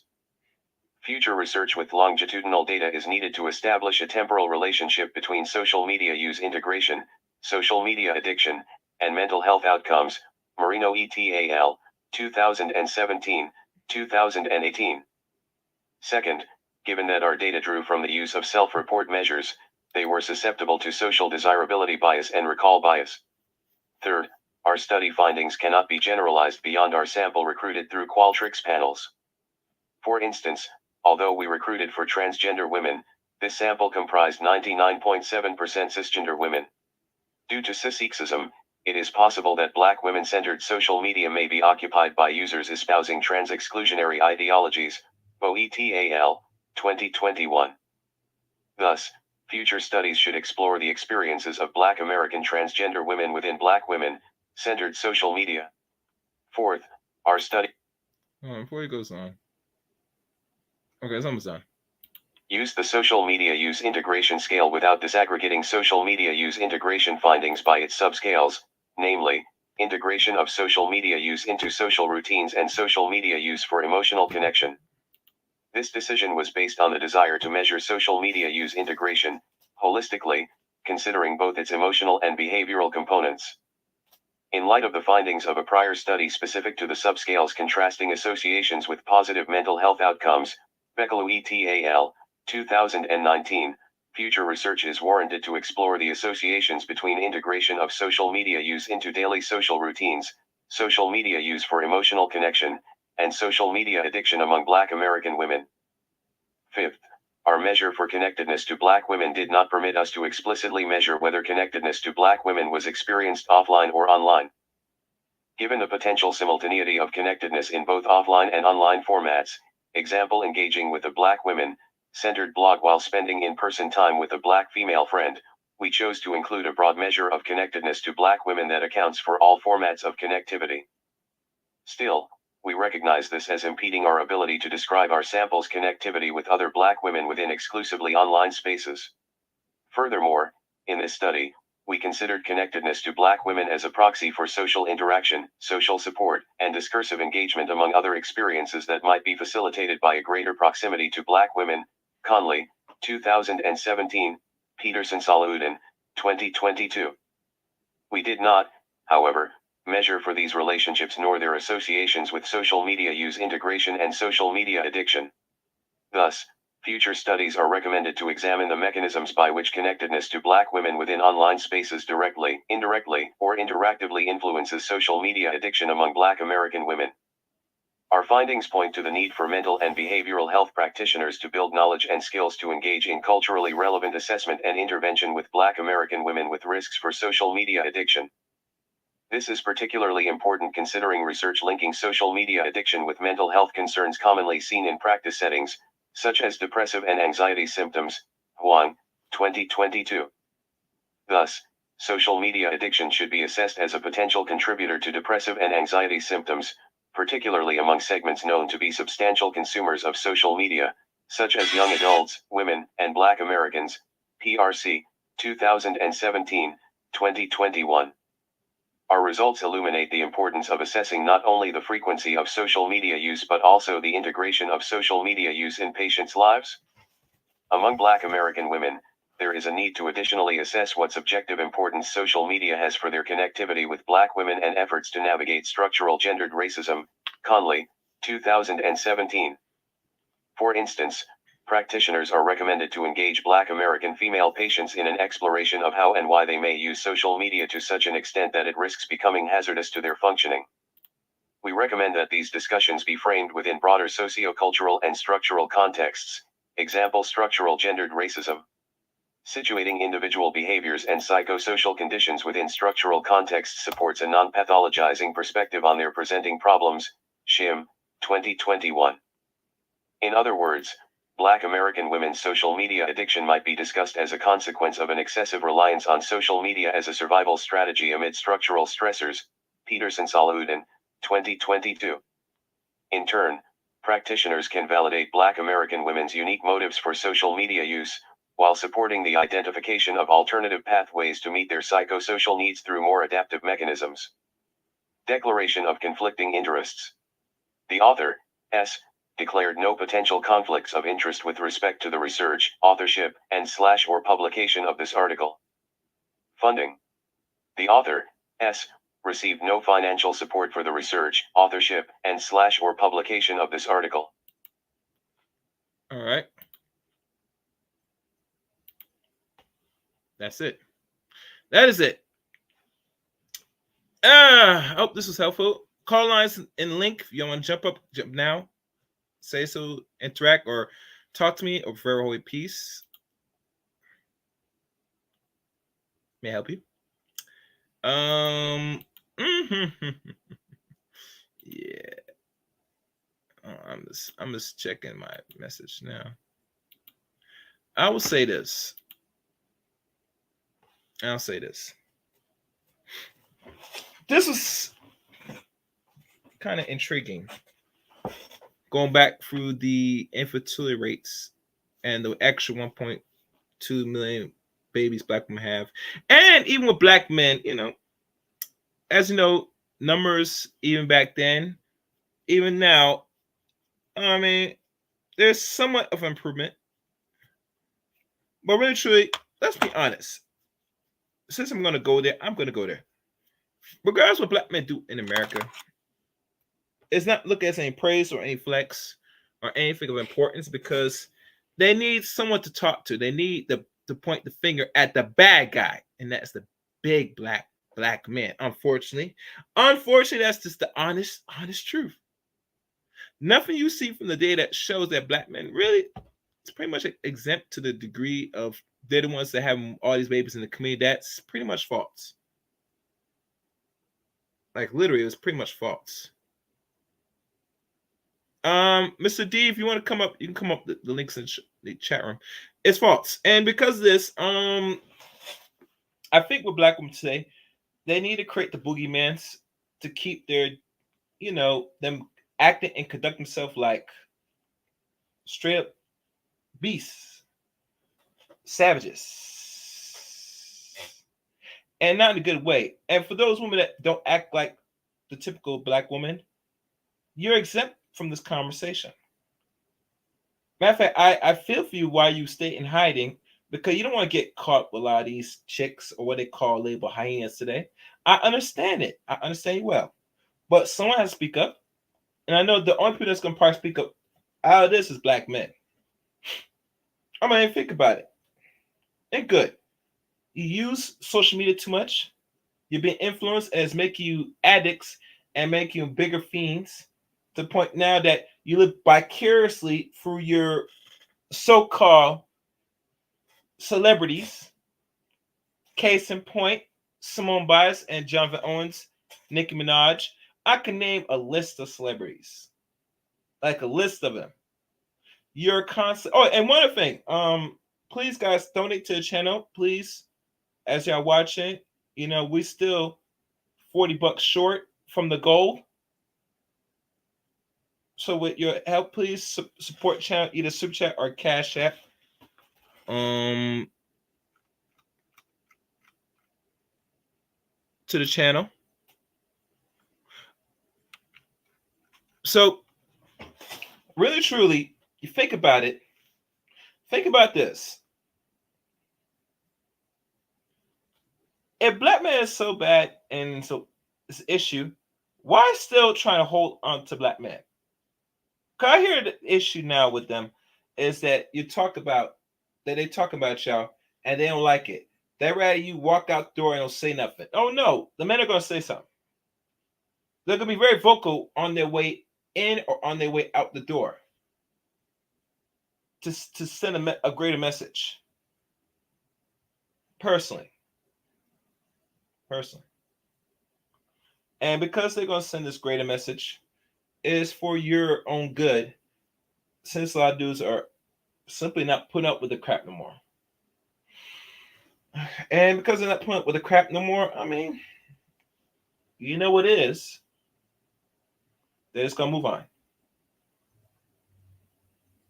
Now, I notice again, Dr. Omar keep talking about certain things throughout the so-called social media, and he's another addict as well. But one thing with him, he's very addicted to attention because he wants to be the head in charge, and he's not. And a lot of people are really pushed back against him and what he's doing, even to the point with the interracialism. It is not the same energy. Hell, even if I could recall, I could be wrong, but I remember the one they called 6 footer talk about if black women are interracially swirling, black men should exempt them and discontinue engage in relationships with black women that date out with non-black men. I'm sorry to notice that this thing about holding what black men do is really so proportional from the white man and the black woman. Personally, from what I'm getting. Because how long are you gonna wait for the black man so you can come on his board? I'm waiting on that answer because to me, how I look at it, it seems like you are just mate guard as much as your master than everybody else. You're mate guard more than everybody else. And obviously, I don't push interracialism on my channel. I don't think it really proves any significance for either side. But I'm going to go there. You can't have one with the other. Canada? No, this is not Canada. This is in America. I'm not sure where you get the idea of this is in Canada. But anywho,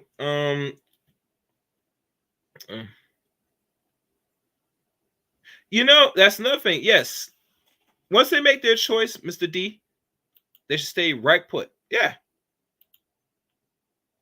I mean, how I look at it personally, I mean, you made your bed and lied in it at the end of the day, And how I look at things is this. How I look at it is, you can't have one thing and then try to hold another group of men. And I can see why they do this because let's be honest. If they're complaining about not being alone and want other women to be single just like them, then what that says to me as a man, it says you want the black man to stay over here to the point where you get used up enough from not only the small portion of the black men that you're attracted to the non-black men that you're giving the box to, and have his kid that you come back to the community or a so-called community for someone to clean up. And I'm saying, oh, no. Oh, there's no cleanup over here. One thing I will not promote on my channel is any man should be clean up no mess. If you make the mess, you better get your hands dirty and clean it up. So if you have outside children or other children from other groups, man, you come to a man that, let's be honest, don't have no kids. No, you better go back to your baby daddy. Personally, you need to go back to baby daddy. You need to go back to baby daddy. I might push move forward. They should go back to baby daddy, personally, because and that's saying not only you don't want marriage, but if you wait for a non-black man to marry and he does, then what? And he says no, then what you gonna do? What you gonna really do? Because where is you gonna go? Because in an environment where men run things, you're going to do what men said to do, or you don't get nothing. You don't get nothing at all. That's why, I mean, I know certain popular YouTuber females have talked about black women in relationship with other low quality non-black men. And one thing I did not check, and matter of fact, let me check. I had to check Serena Williams. Serena Williams. Because I noticed one particular content creator was mentioning Serena Williams and her so-called non-black husband. Let me see. Okay, let me see what's going on here.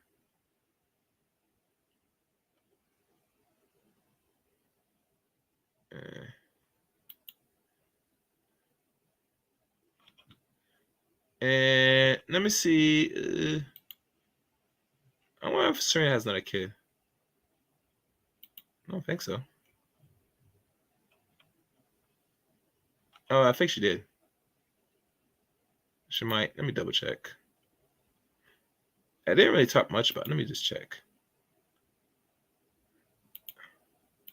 I wasn't really keeping up lately. Yeah. 1 second, guys. I'm just looking at something.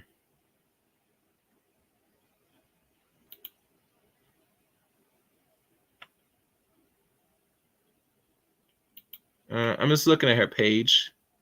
Oh yeah, she had another child. Okay.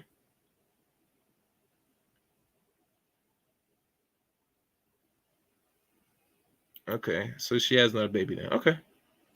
Didn't know that. Okay. So she has another child. Took a while.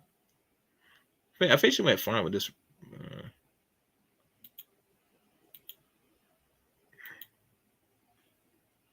I'm not really proponent most women get insurance so late, but it is what it is.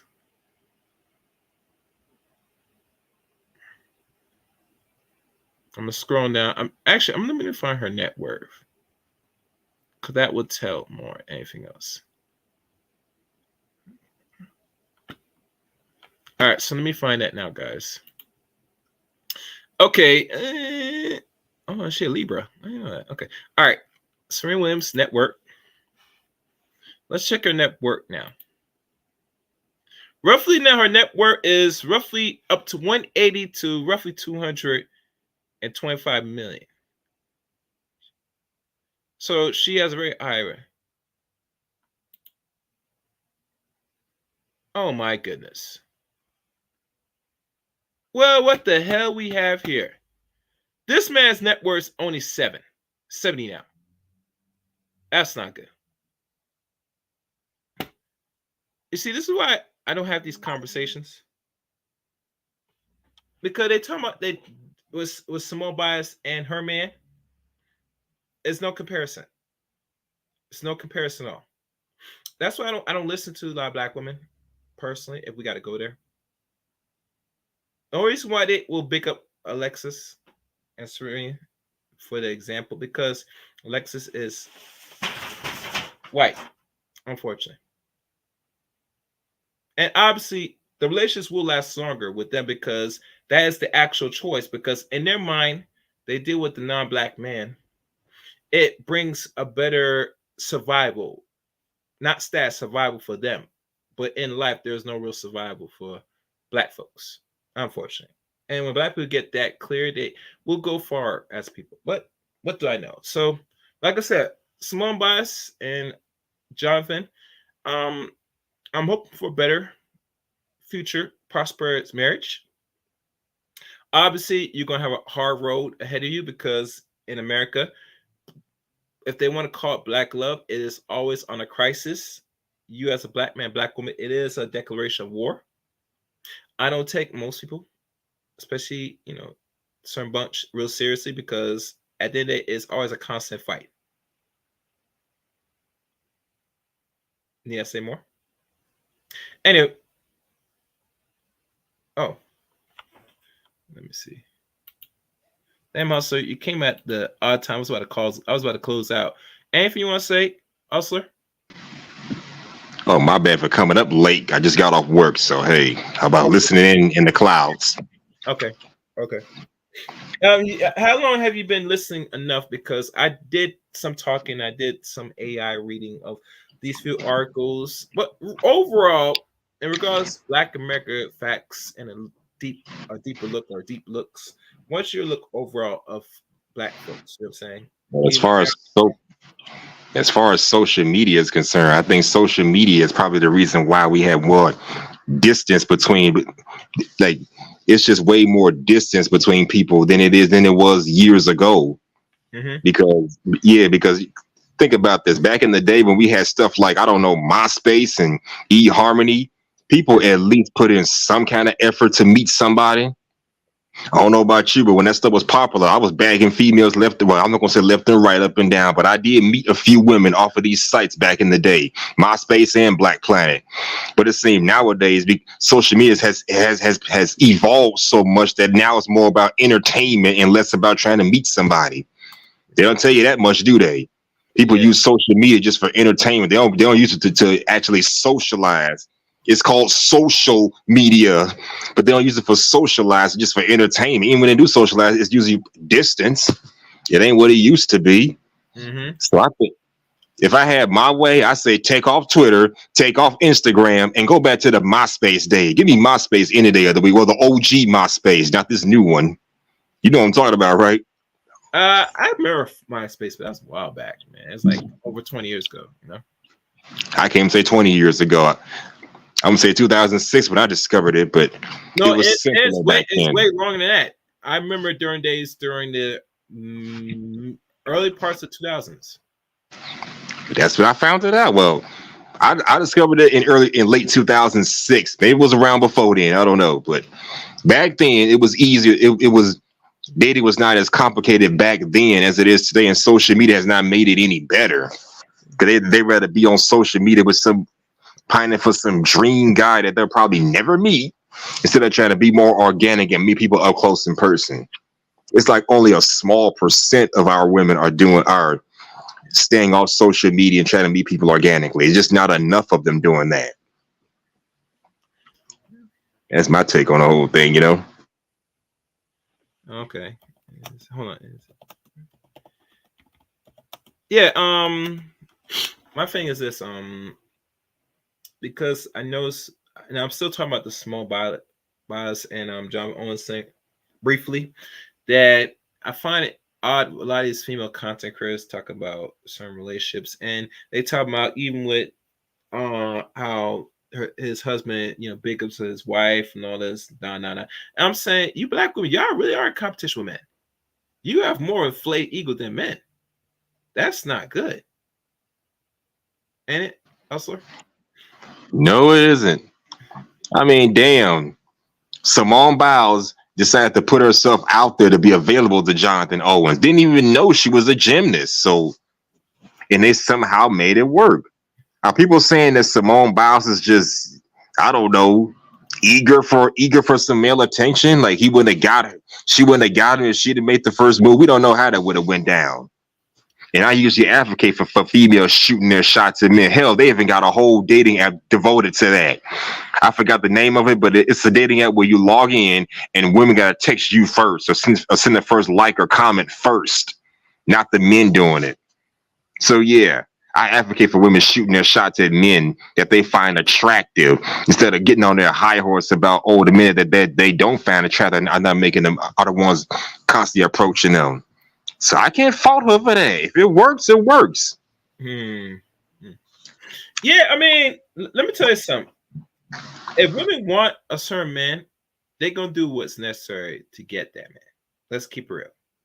I'm not sure why women think they're above approach of really seeking and getting or competing for a certain type of man that they are actually wanting, attractive, etc. I don't know why this is so foreign. I know some women probably have like an inflated ego. Some of them might think that they're pretty and cute, maybe, but still, if you really want some, you know what you would normally do, and even go as far as knock down another woman to get at that man if he's really that dude. So let's stop the cap. I mean, I'm not knocking it if she's attracted and she wants man. I have no problem with it. I'm saying you shoot your shot. If that goes here. Now, one thing I know, so I want to feel say a man should be more in tune them than them, because in that case, it boosts their ego that a man is more in tune with you and you will do whatever to hunt and get them. And that's fine, but here's the takeaway. That only applies to certain parts outside America. Here in America, you don't want that as a man. Be invest your time chasing here. Wait, say that again. You said the man shouldn't be more into the woman than she should be into him? No, but from a lot of women, they want it that in their mind that the man should be more into them than than the other way around. And I'm thinking, okay, let's have that. Let's say that's we'll go that direction. All right. So if you're not into a man, so by all means, when the time comes, you will want to dissolve any situation. If you're in a relationship, you find ways to dissolve it. You might cheat, or you might just end it. Or it goes as far as if you're in marriage, you just sit there, file for divorce. So either or, if we got to play that game, and a man has to be really chasing and be into, he's better off suited going somewhere else. If he does that here, you're gonna be disappointed now, because women got right now. There's too many systematic things that's in favor for it does not work out for the man in the long run. You get me? Now, if there was no so many factors that hurts the man, then I would say yes, men should chase, and it won't hurt him much. You know what I'm saying? Only thing he could hurt is probably rejection. Anything else, like if he's invested and you get tired, there's no harm in certain things like the financial part. You know what I'm saying? Because yes, we're gonna pay, but we shouldn't pay so much. You get me? Yeah, I understand that. But I mean, when you think about it, sometimes when a man does show a little more interest, that's when she loses interest, and now she want to go, and now she want to ditch this guy. I mean, that's what I heard. That's what I've heard. And really, truly, regardless how you look at it, you got to be attracted to each other one way or the other to keep some interest while y'all around. You know, if that's not the premise while y'all around or even in some form of relationship together, then really it don't serve no purpose at all. It becomes something that, you know, you're here for the moment. When it gets rough or tough, you want to get out of there, you know. And to me, then I would tell you, if that's the case, don't waste time investing more into a relationship. You only keep it for a moment, and eventually you move on. You mean, wash your hands clean, you know. You might get some sex in there, but keep it cool, keep moving. You know what I'm saying? Yeah, and that only applies to certain women. I'm not gonna say every female that shoots their shot is just easy. It's a matter of how they do it. Because I've had females, because I'm gonna say at one point I used to have females more or less shoot their shot at me by just simply, I don't know, breaking the ice. They may ask me a general question, then we just get into a conversation. But at the same time, I've had females who bring up sexual stuff way too early into the interaction. I'm not saying they would do anything sexual off the first interaction. I'm just saying they just showed way more a high level of sexual interest to the point where she's just going to be a one night stand or maybe a friends with benefits. I've had that happen to me several times. So hey, yeah, you're right. So yeah, just like with us men, it's a matter of how you do it. I agree. It is how you do it. You know what I'm saying?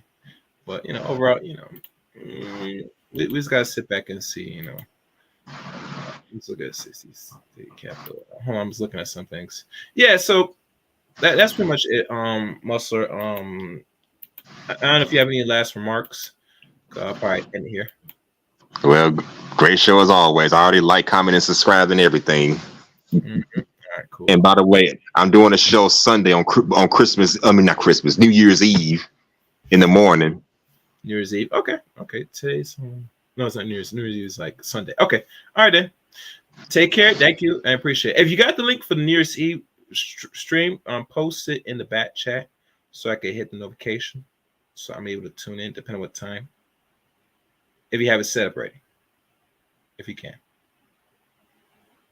All right, Hustler.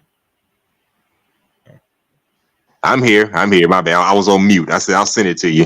All right, good. All right, we'll talk there. All right, take care. All right. All right, guys. Thank you for coming in on today's stream. Make sure to follow me on many social media links. Follow me on Twitter at ChaosRain7. Add me as a friend on Facebook, Eric Rain on Facebook. Follow my role page, CRain23. Join the Discord service of the Chaos Rain Show. And last but not least, become a member. Like literally, become a member of the Chaos Rain Show as well. Y'all don't know what the membership is? Hold on. I got you. Hold on. Let me find it. I got you, player. Don't worry. And where's the membership? Okay. Is this the one? Okay. Look like this is the one. All right. Here's the link to become a member of the Chaos Rain Show. And please, guys, leave a comment and leave a comment at the end of this video on your way in, on your way out. And please, like always, like the video. If you watch or get across this video, give me a nice like. Make it be favorable for the algorithm for everybody else to go back and listen to. And that is pretty much it. Until next time, let it chaos. Ring.